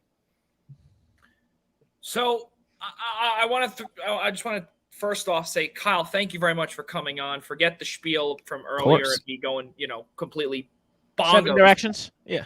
Say it again. 7 directions, Joe. 7 directions. Yes. Well, that's usually. I only counted 6. It's all good. Well, thank you. And not only that, too, I like you as well because you got the Yankees hat on. It's fantastic. The Field of Dreams hat was just unbelievable. Like I told myself I'd never buy a Yankees hat. I'm a big hat guy, but when they dropped these, it was just like out of control. Like the big logo and then the inside, like all the details, it's usually black on the inside there. Oh, that's gorgeous. And the underbill's almost always black. And now they went with the green. It's too clean. Anyway, sorry. Go ahead. No, that's not. Yeah, no, that's completely okay. Ian Schraier is literally going like this because he's a Mets fan. It's okay. Oh, sorry, man. Mets have a great fitted too. All right. What's going on? They do have a very nice fitted cap. That's about as far as the Mets go in life these days. Yeah. So Kyle, now the big thing here is that obviously, Trey Lance aside, kind of going in depth a little bit with this 49ers team. I want to talk about Michael Kendricks because we remember what he was able to do a few years ago, Seattle, Philadelphia. This man was always under the radar. And just a couple of years ago, Quan Alexander, Fred Warner just signed a massive deal, a massive extension to stay in San Francisco. Now all the spotlight is on him in this 4-3 defense. Talk about what you see, what Michael Kendricks could bring to this team. And really, again, coming off of his, criminal activity, if you will, can he really, climb the depth chart on this defense? Well, he suffered a high ankle sprain last night and is going to be out for like a month. Yeah. But that said, it's Fred Warner. It's right. It's Fred Warner. It's Dre Greenlaw. And then that third spot is wide open. Azeez Al-Shire, a former undrafted free agent, has been playing there. I think Kendricks, if he's healthy, has a real shot to play that spot. It's the third linebacker spot. It's their base package. It's typically used against in running situations. So he's not on the field a ton, but he's the most veteran player in their linebacking core by a wide margin. And I think they need that. Al-Shire can be a little bit of a disaster sometimes. And the other 2 guys are Demetrius Flanagan-Foles, who is a converted safety, who's an undrafted free agent a couple years ago, and then Marcel Harris, who just converted to linebacker this year from strong safety. So they need some help there. And I think if Kendricks gets right and makes the roster, I wouldn't be surprised to see him playing quite a bit. Yeah. Now we also got to see a brand new center get signed as well, and Alex Mack, who at one point was an all-pro center with Cleveland. He was also with the Atlanta Falcons, completed a 5-year deal out in Atlanta, and now he signed a 3-year deal in the Bay Area. Obviously, New York Giants legend Weston Richburg retired from football, so now you guys needed a brand new center. Does Alex Mack still have what it takes to be that anchor of that offensive line? Yeah, I don't think he's going to be an all-pro again, but their center situation has been a disaster. Yeah. Weston Richburg signed in 2018. He got hurt. Yeah. He played through that injury, and the Niners weren't very good anyways. But then in 2019, he got hurt in week 14, I think, at New Orleans. And their center situation from then on was not good. It was kind of a disaster. And it's part of the reason they lost the Super Bowl. Yes. A guy named Ben Garland was playing center. And Chris Jones just kind of ate in that whole game. He was really, really good for the Chiefs. And then last year it was a mix of Ben Garland and another guy named Daniel Brunskill, who's not a natural center at all. And that's such an important part of Kyle Shanahan's offense. That center needs to be able to orchestrate things in the middle of that line. And Alex Mack knows this offense. He's been in it 2 separate times. He's extremely experienced. He's still an effective player, even if he's not a Pro Bowler anymore. He's going to be more effective than Ben Garland or Daniel Brunskill were. So I think he's going to be big for them if he stays healthy. It's been a problem for the Niners at that spot. But Kyle, it helps to have Trent and McGlinchey holding down the tackle sides too, right? Yeah, for sure. Mike McGlinchey's a really good run blocking right tackle. Pass blocking is still a little suspect. But yeah, as long as those 3 guys are healthy, their right guard situation right now is a mess. But if, like you said, if their 2 starting tackles are there and Alex Mack is playing well, their offensive line should be fine. So you brought up earlier about how the defensive line and really, the front 7 are so valuable this year because of that suspect secondary. And we remember, and I remember from many years ago, Jason Verrett, when he continuously got hurt over and over again with the Chargers, and he was never able to really get out of training camp without tearing an ACL or an Achilles or whatever the case was.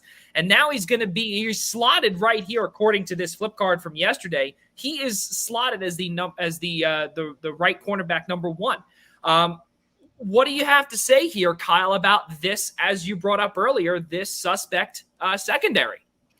Boy, they put a lot of eggs in the Jason Verrett basket. He started 13 games for them last year. He played a career high in snaps. They feel good about where he's at physically, but I mean, a guy with an injury history like that, you don't just wipe away after 1 year and feel good about it. Emmanuel Mosley is going to be the other starting corner. Presumably he's dealing with a hamstring injury right now. They used 2 draft picks on cornerbacks, Ambry Thomas from Michigan in the 3rd round, Diamador Lenore from Oregon in the 5th round. Lenore's been really good. He's allowed 1 catch on 2 targets in the preseason. He's played a lot, and he also has an interception. He's been really good. Ambry Thomas, not so much. He's been kind of a mess, but if Lenore is going to play at a high level, it gives them a little bit of depth.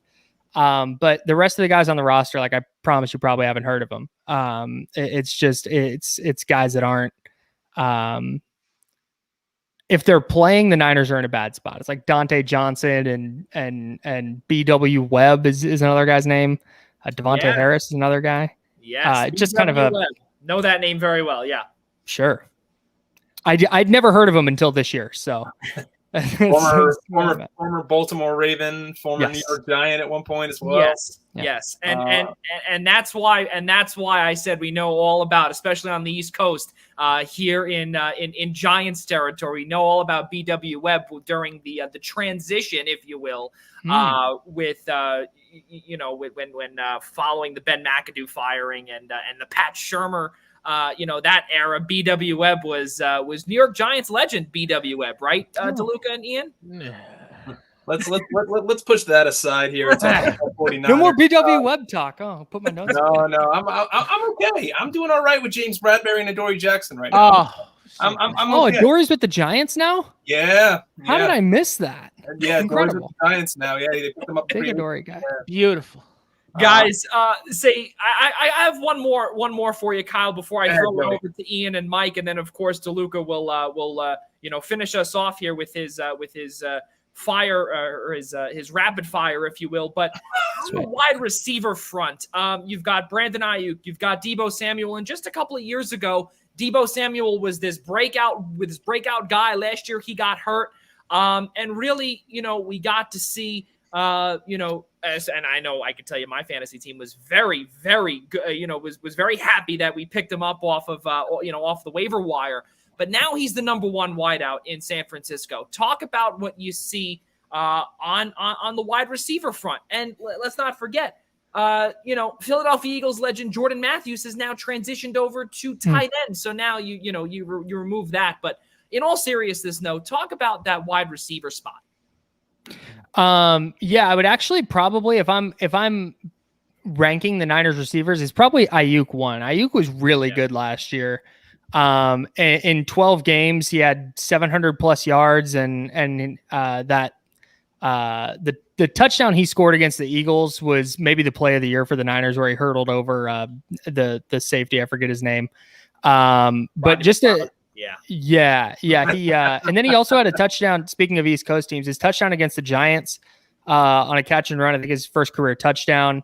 Yes. Just a really explosive athlete and somebody who's going to be effective, I think, in all three levels of the passing game, which is something that Debo hasn't really shown yet. But Debo does offer a ton of value in the offense on those jet sweeps, on those short routes where Kyle Shanahan creates spots for him to run, and then he creates yards after the catch too, which is what he's really effective at. So if they're both healthy, it's a really, really good duo. After that is where the question marks are. It's Trent Sherfield, who never really got a shot to be a receiver in Arizona. He's getting more of a shot now with San Francisco. He's come up with a couple of big plays in the preseason. Mohamed Sanu has been had a really nice preseason, surprisingly. But he's 32, not sure how effective he's going to be in a larger sample size or how much you really want to be leaning on him. Juwan Jennings, a 7th round pick from Tennessee last year, didn't get a chance to play at all. But he's been really good in camp. He missed yesterday's game with a heel injury. He's been really, really good, really effective after the catch on screens and on short throws, a lot like Debo Samuel in that way. So that spot is a little bit shaky, but I don't imagine they're going to run a ton of 3 receiver stuff. I think they really like having the 2 tight ends and the 2 running backs on the field. And just going with Ayuk and Samuel and riding those 2 into the ground. Ian or Mike, take it away before we head over to rapid fire with DeLuca. And that guy named George Kittle's pretty good too, but he's okay. Speaking of New York Giants legends, we mentioned BW Webb, but Wayne Gallman is now on the San Francisco 49ers depth chart as well. And I want to talk a little bit. I know we touched on the running game, but I want to touch on it a little more based on the conversation, Kyle, that we had regarding Trent Williams and McGlinchey, and talking about how they're able to hold down that left and right side on the ends. And for a guy like Raheem Mostert, who's really more of an east-west type of runner, what do we even mentioned Alex Mack? You had said the guard play, the right guard play is a little questionable for the Niners coming into the year. Again, Mostert, another guy who got hurt last year. So, what's the expectation for Raheem coming into the year? And should the 49ers rely a little more on, should we see Kyle, who's known for airing the ball out, because that's just Kyle Shanahan's game, but do we see them utilize the run game a little more in 2021? Yeah. I think ideally Shanahan would have it be like 50-50. Like that's his thing. He wants to be, he wants to go 22 personnel, but both tight ends can block and receive, and both running backs can, or the fullback is Kyle Juszczyk. He can basically be a third tight end. Keeping what's the word I'm looking for? Deception. Like nothing he's going to do offensively is something that the defense can key in on. Like, okay, they run in this scenario 80% of the time, or they throw out of this personnel package 70% of the time. He wants to be as 50-50 as possible. That's why they used 2 draft picks on running backs this year, because like you said, Raheem Mostert got hurt last year. Jeff Wilson Jr. got hurt last year. JaMychal Hasty got hurt last year as an undrafted rookie. So they used 2 draft picks there. They signed Wayne Gallman. Trey Sermon and Raheem Mostert, I think, are gonna headline that backfield. Sermon more of kind of a physical between the tackles type of guy, I think. Whereas Raheem Mostert's going to be kind of the home run hitter with his speed in the outside zone game. But I think if Gallman and Hasty or Elijah Mitchell, their 6th round pick, are also on the roster, I think they'll keep 4 running backs, and I think they're going to utilize all of them. When it comes to through the fantasy prism, I'm not touching a Niners running back this year, because I think if they go 400 carries, I could see Raheem Mostert leading the team with like 160. Wow. I could see it being like that kind of thing where they just kind of distribute all those touches, because I think every running back on the roster is going to have a role. I'll wrap this up from my end here, Kyle, and thank you again for coming on and providing your insight on the 49ers. And my last question really surrounds more of the NFC West now as a whole. And just because of how much the NFC West has loaded up. I mean, you look at the Arizona Cardinals, they've added AJ Green, they've added JJ Watt, they've added Malcolm Butler. You look at the addition of Matthew Stafford out west in LA. You just look up and down. I mean, Russell Wilson always speaks for himself on his talent and what he's able to do in Seattle with no offensive line there whatsoever. So I think Rob's going to ask you your predictions on the division, but more from my end is, where do the 49ers stack up against the rest of the division, considering where the division stands now coming into 2021? They are in the mix for sure. Like, if you came from the future and told me that the Niners won the division, I wouldn't be surprised. If you told me they finished last, I wouldn't be that surprised. Mm-hmm. I think it's top to bottom going to be a really good division. I'm not a big believer in the Cardinals because I think Cliff Kingsbury sucks. I don't think he's a good coach. Like, he wasn't great shakes at Texas Tech, and I just like, win 9 games, man. Like, can you get to double digits, and then we can have a conversation. Like, I don't know. It just I don't know. I'm not buying the Cardinals as long as Cliff is there until I see otherwise. But I mean, you said it. The Seahawks are always going to be in the mix, and I think that I don't want to step on a later question, but I think the Rams are going to be good as hell. I think the Rams are going to be really, really good. Yeah. All right, Kyle. Let's just do. I kind of pretty much agree with you all there, but let's just go right into it here. Lock it in. What are the San Francisco 49ers? What's their record going to be? Playoffs, yes or no? If yes, what seed are they getting? Wow, you get a lot thrown at you there, Kyle. Damn. If yes, what kind of damage are they going to do? All right. 11-6. I think their over-under's 10.5. I like the over. All right. I think they go 11-6. Where does that put them in the NFC West? Second. I think second. Hold on, now I just want to throw that in there. You're not a wild card. Yeah. I think they get in as a wild card. Okay. And I think it depends a little bit on where they go and who they play. Like, if they have to go to Green Bay in the first round, I wouldn't like that. Or if they have to go to like Tampa Bay, but if they have to go play like Kirk Cousins, I'll take the Niners. I mean, I wouldn't. I'd say that too if I had to go play Kirk Cousins. Really, not that big of a threat. But yeah, no, the Vikings aren't making the playoffs. It's not. Or on the 19th of September when you come out to Philadelphia and then you stomp all over my Eagles. That's what you do, No, maybe if the Niners are healthy, maybe. I think 11-6 and they win a playoff game. Why not? I'm not sure they're Super Bowl. I'm not ready to put them in the Super Bowl. I like it. I think they'll be all right. Okay. Well, and then now I got to ask you this then. Now, the rest of the division, because I don't know if DeLuca asked you, the rest of the division, what do you see now with San Francisco? Where's the rest of the NFC? Yeah, where's the rest of the division?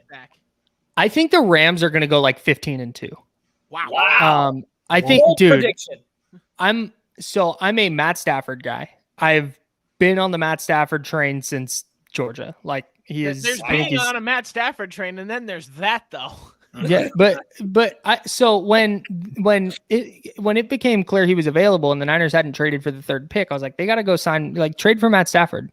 Like, Matt freaking Ryan was the MVP of the league in Kyle Shanahan's offense, and Matt Ryan's fine. Like, Matt Ryan's good, but I think Matthew Stafford's way more talented, and I think in Kyle Shanahan's offense he would have had a Matt Ryan type of season, and so I think the same thing in Sean McVay's offense. He's never had a running game as effective or creative as the one that Sean McVay is going to put behind him. He's never had a receiving core as good as the one that the Rams are going to roll out. And he's never played on a team with a defense as good as the one the Rams is going to have. The Rams might have the best defense in the league with Jalen Ramsey and Aaron Donald.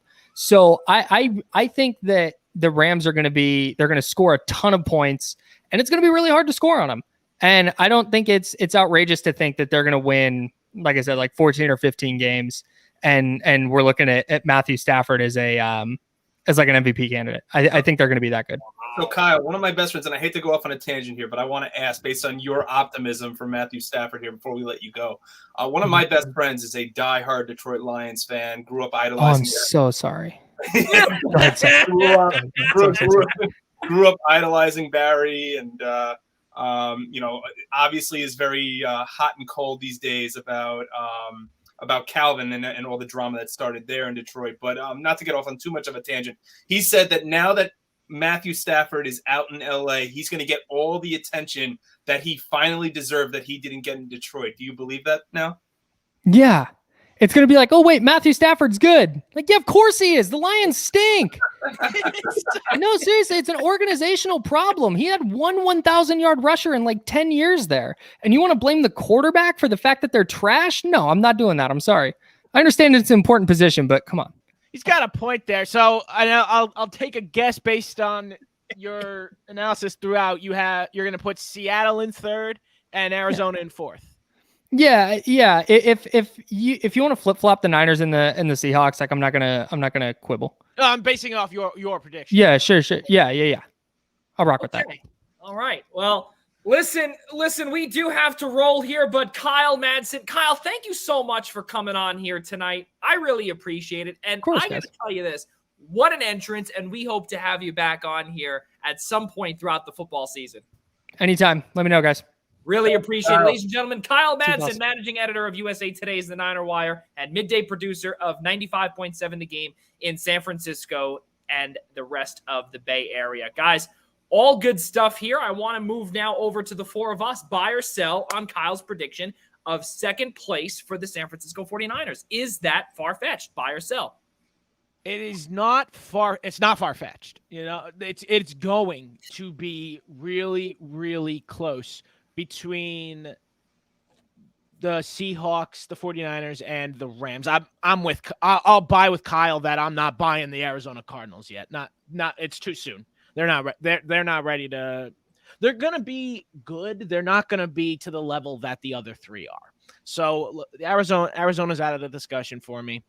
I think it really is going to be it's going to be a tight race. I'm going to sell on 15-2, 14-3 for the Rams. I don't think they're going to be that good. No. Look, Matthew Stafford is good. He really did not get the recognition he deserved in Detroit, and there is no question about that. The Lions are trash. I don't think he's 15, and I want to go over to Mike next, but I want to agree with Rob that I don't see them 15-2, 14-3.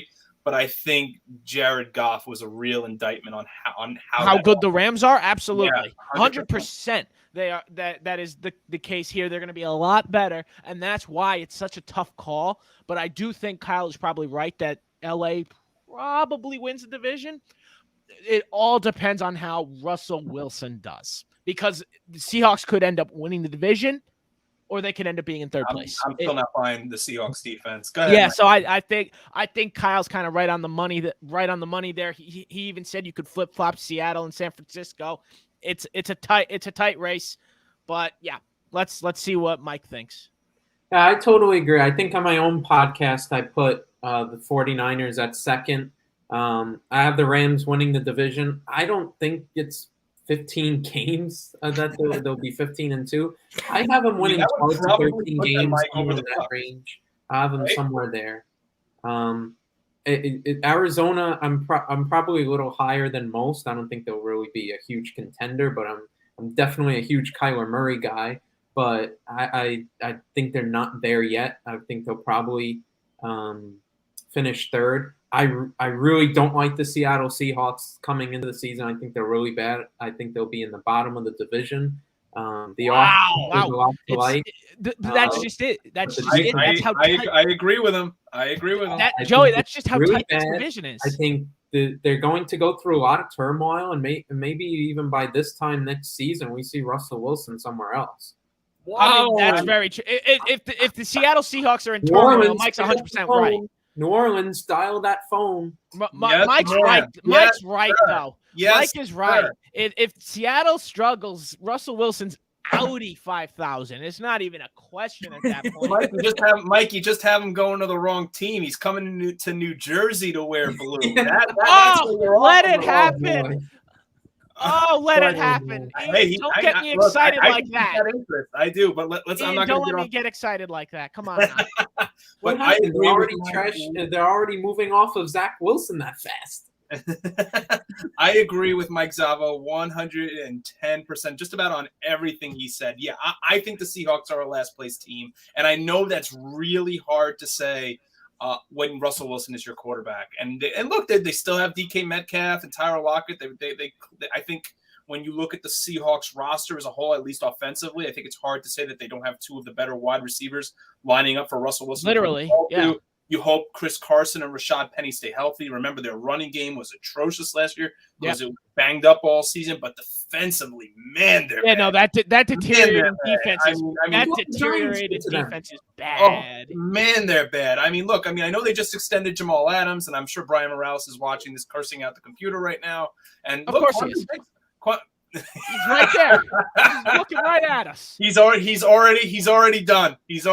Zach Wilson. Ian, please read the comment here. Russell Wilson to the LOL. Come on, Jets. No. I mean, listen. Zach Wilson, highest passer rating of any QB in the preseason. Let's get rid of him. Throw him away. That Seahawks defense is terrible. That's why I think that they got a point here. That Seattle defense is. But if Russell Wilson can ball out, that's what it's going to take. It's going to take winning high-scoring games because that defense. But that's what they did last year. That was Russell. I mean, the one thing about Wilson. No,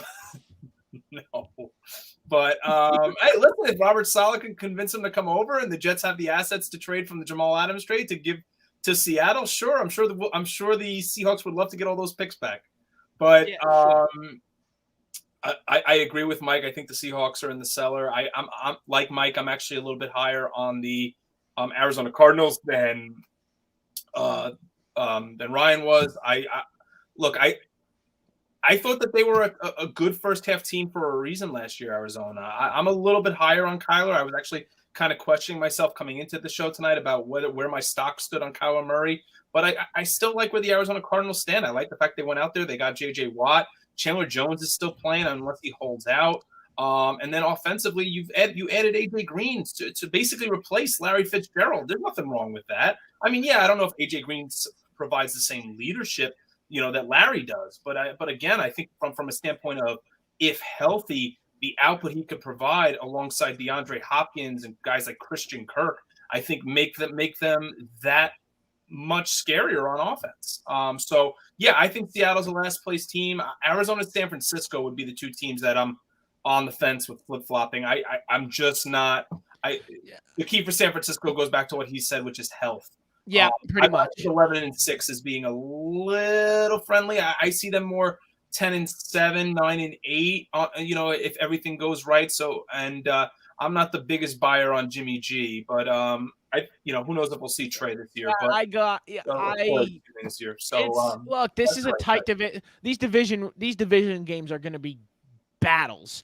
I do think I have the Los Angeles. I'm gonna just wrap it up here. I have got the Los Angeles Rams taking this division this year. I think that upgrade at their defense has always been stellar, and now finally upgrading at quarterback, I think is really gonna propel them to that next step. Yeah, I don't know how far in the playoffs they're necessarily gonna be, but they're definitely on a good path to win this division. That barring that they stay healthy, of course. You gotta. That's a key to a lot of teams. Really, is health. If someone key goes down in LA, someone key goes down in San Francisco, the door's open for Arizona. The door's open for Seattle. It's all about health. But that's just it. You can't play that factor until it actually happens. Well, I think it's so hard, Rob, to ever convince ourselves to say that Wilson plays on a last place team, but I think it's hard to believe because he doesn't allow it. That's and Pete Carroll's a good coach. I mean, the guy's been in 2 Super Bowls and exactly. It's hard to think that Seattle would allow themselves to be in last place. I'm gonna sell, but to get back to the main point, I'm gonna sell on the prediction of 11-6. I see them more 10-7, 9-8, and I think if anything, I like San Francisco and Arizona at least coming into the season a little bit more flip-flopped with Arizona second, San Francisco third, and Seattle fourth. So, I'm a sell, But look, I mean, I think if San Francisco, if the Niners can stay healthy, I think they can definitely hang around at with a potential wild card spot. I think they can hang around and compete for one. Will they win one? Yeah, it's going to be wild. It's going to be a wild race. I don't know. I'm not buying the 49ers just yet. Let's not forget, it's 3 wild cards this year. There's 3 spots. So it's really up there. So, but I think I'm gonna. Yeah, I mean, I'm going to sell, I guess, in the fact that I don't think the San Francisco will be exactly 11-6. I've got them really right around 10-7, but they could easily be 11-6. There could be a game out there that they'll steal. You never know. But I think, Rams are winning. I'm gonna say San Francisco is 2, Seattle is 3, and Arizona is 4. But it's gonna be very tight. These are all gonna be within a game or within no more than 2 games between anybody. It's nobody's running away with nobody in any position there is running away with anything. Joey.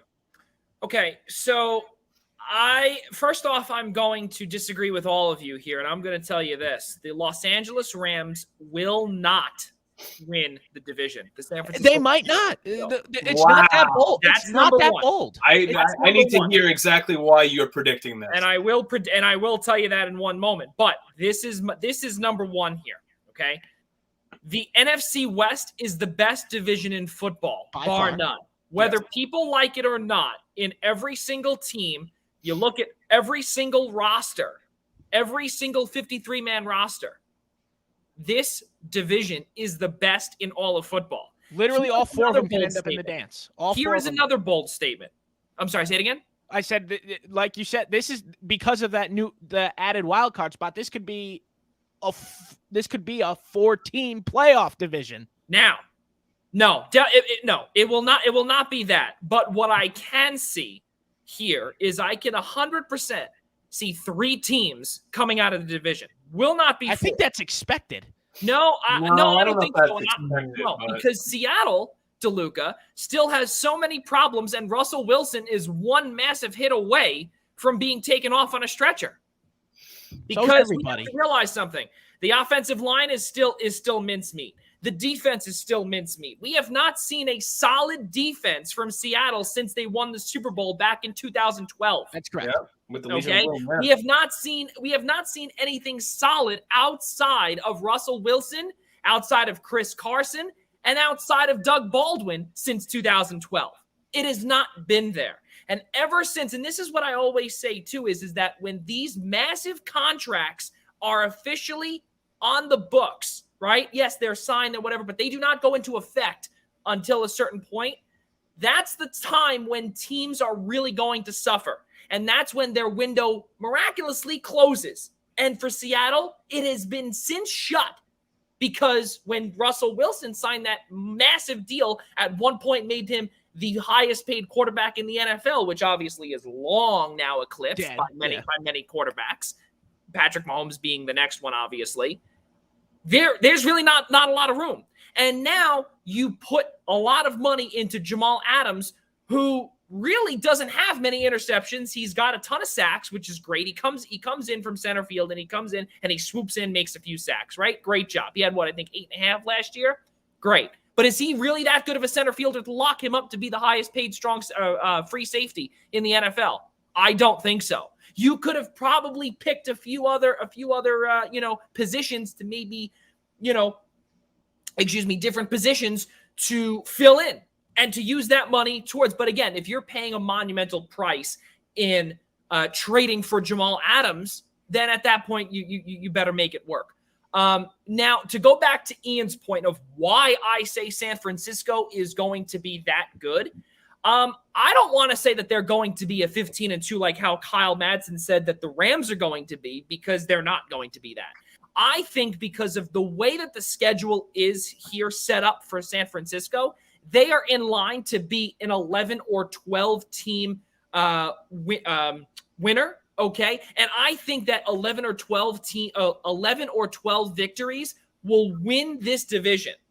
Yes. Because you're beating up on one another. And I really do believe that every single team here, Arizona, LA, San Francisco, and Arizona, they're all going to be beating up on each other throughout this whole year. Yes. And we're going to see so many upsets. It's not even funny. And I think just by looking at what Los Angeles has here, they've got, and I'm just looking here, just general roster, unofficial depth chart, courtesy of the Rams media site. You've got Cooper Kupp, Andrew Whitworth still on the offensive line, Rob Havenstein. And let's keep in mind, too, just a few years ago, when LA, they made that move from St. Louis over to Los Angeles, they had one of the best offensive lines on paper. Since then, because again of these contracts and giving out tons of money, most of all to Andrew Whitworth and Rob Havenstein, you had to, kind of fill in the blanks in the middle. Okay. You also have Deshaun Jackson on the other side to be your wide receiver 3. Van Jefferson. We know that there's a lot. There's so many good players on this team on paper. Can they prove it on the field? A lot of these guys here are oft injured. And we look at Cooper Kupp last year or 2 years ago. He had a torn ACL. Okay. He came back. He did very well. Deshaun Jackson, he really can't do much because he's oft hurt as well. And also, I believe Darrell Henderson, I believe he was just hurt just a couple of days ago. I just saw it. I believe he has a mildly sprained thumb, but he'll be fine. But see, this is where I disagree with you, Joey. I think we're underselling this part of it. I'm not trying to say that this makes the Rams the end-all be-all of the NFC West. Sure. I do agree with you. I do think the division will beat up on each other. Is the quarterback position, and I think that makes all the difference in the world for the Los Angeles Rams between Matthew Stafford, who, and I think this goes back to what we spoke about minutes ago about finally having a defense, having a coach that's creative and knows how and has won and has played in a Super Bowl. If it's healthy, their team's complete, is what it is, Ian. Yeah. I think you know what, and I believe that for sure. But I also believe in Jimmy Garoppolo. I do. A lot of people don't believe in him, which is why they also went out and traded. I thought his postseason 2 years ago spoke for itself. But that's definitely fair. But to get into the playoffs, Jimmy G was right there. Maybe there is that one game that could propel him over the top. And unfortunately, the Super Bowl it couldn't be done. But always the NFL to me, Joey, is such a copycat league, and the best example to that was what we saw in 2008 with Tony Sparano and when the Wildcat offense was introduced into the NFL. And he rest in peace. Yes, and I think what it comes right down to is when we look back at the postseason 2 years ago, and you look at the 49ers run to the Super Bowl, it was built 110%, at least offensively, on their running game. Now on Raheem Mostert. And Tevin Coleman were the backs who they carried. I mean that carried that offense. I mean, aside from George Kittle, that carried that offense to the Super Bowl. And then when it came time to playing the Chiefs in the Super Bowl and the running game wasn't working, Jimmy G couldn't complete a pass longer than 5 yards.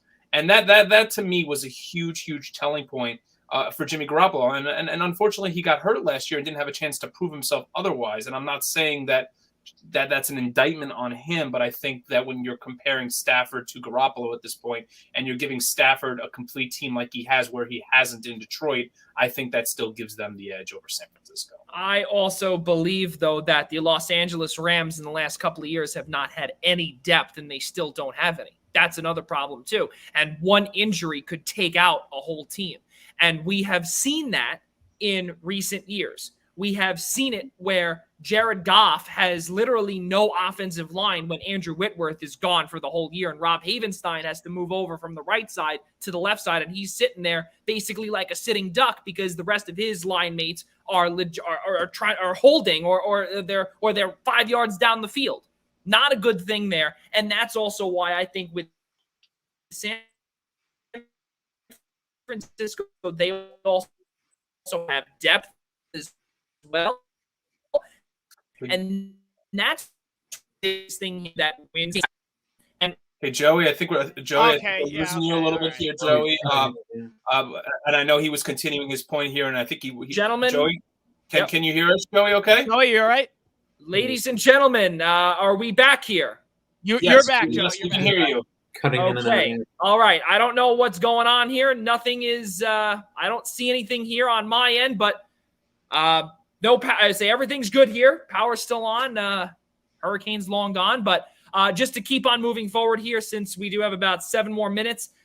Just to go back to what I was saying, though, is that also the Arizona Cardinals as well. I don't think they're as bad as advertised either, as what Kyle Madsen said as well. I don't like Cliff Kingsbury either, but I also love their roster too. And if the things with Chandler Jones can get, back to where they were, and him maybe possibly rescinding his trade request, it could be very possible that this team again could potentially finish 9-8. It's not out of the question that all 4 of these teams in the NFC West could finish with positive records, with over 500 records. I just think with the Rams' offensive line issues, I think the fact that they've upgraded at quarterback, I think we all can agree that Matthew Stafford's an upgrade from Jared Goff. There's no doubt that the offensive line struggles can kind of get hidden a little bit because Goff really had to rely on a good offensive line. He's a true pocket passer. You saw in the year when they went to the Super Bowl, they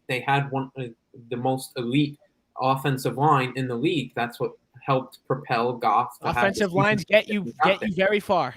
Yeah, Matthew Stafford, I mean, he's no runner or anything, but God forbid, he can make a throw on the run. He can be able to move out of the pocket way more than Jared Goff could ever be able to. So I think it'll be a struggle, but I think Sean McVay will know that with Matthew Stafford, he'll be able to work around it a lot more than he could with Jared Goff. Yeah, and listen, I'll tell all 3 of you this, is that I do believe that they could very well be on their way to division title right away, but I just think that this division is too good that you cannot count out the San Francisco 49ers, and especially you can't count anybody out. If you can't count any of them out. And on top of it, too, one bad game, and exactly what I want to bring up what Brian Morales said, and here his comment, NFC West is always tough to gauge.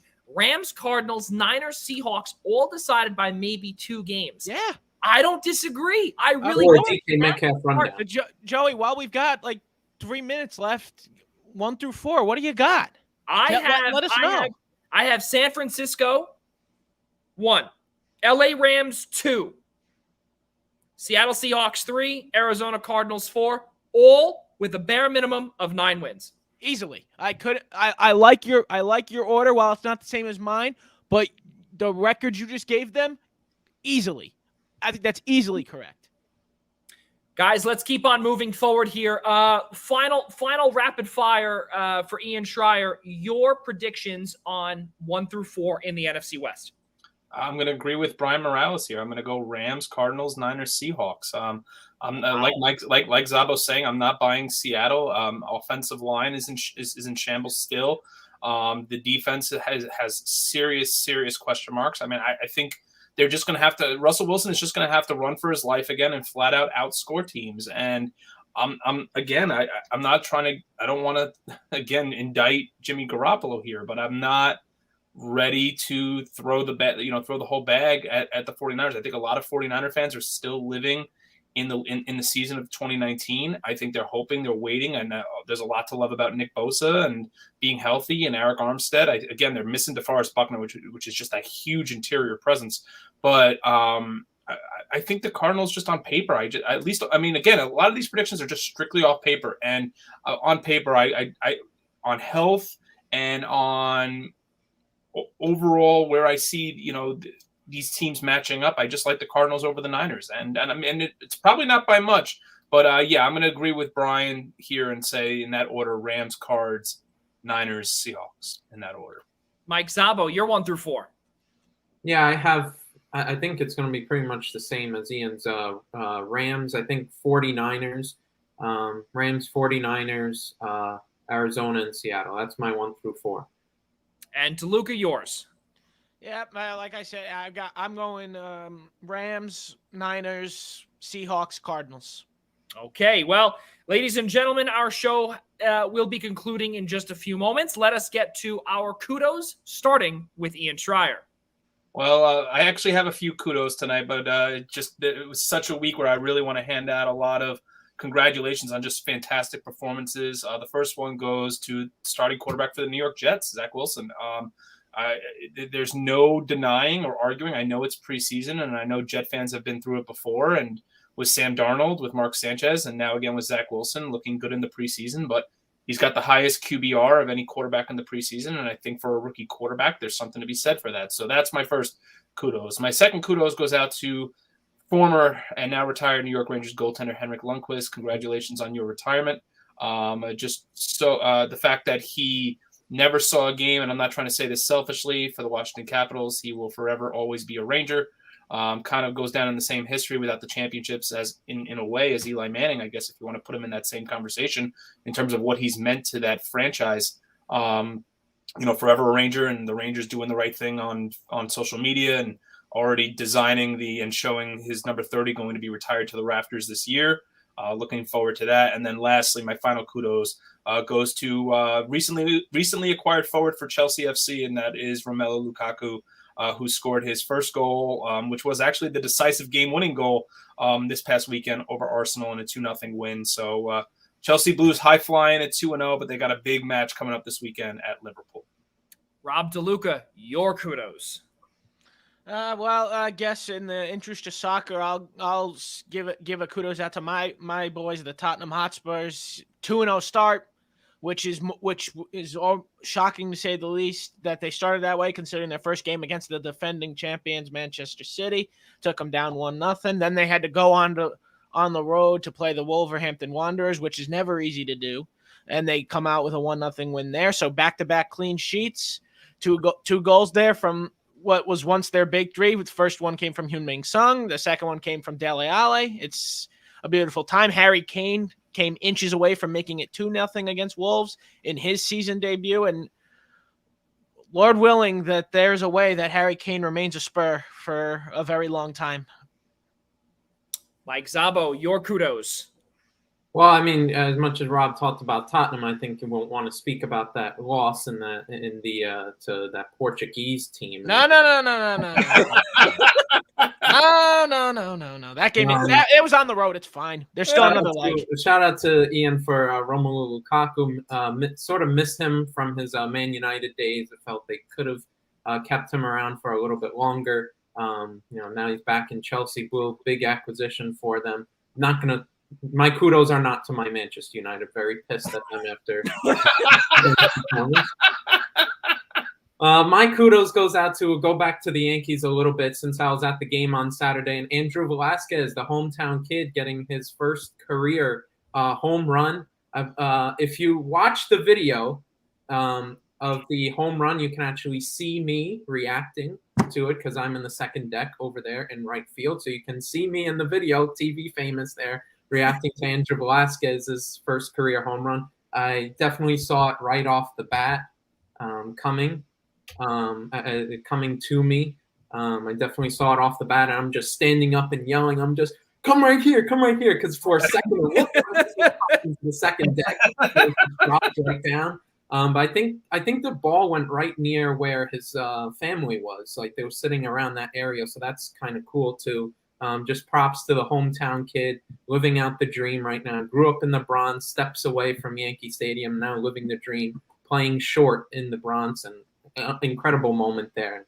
A really fun overall game on Saturday that I got to see.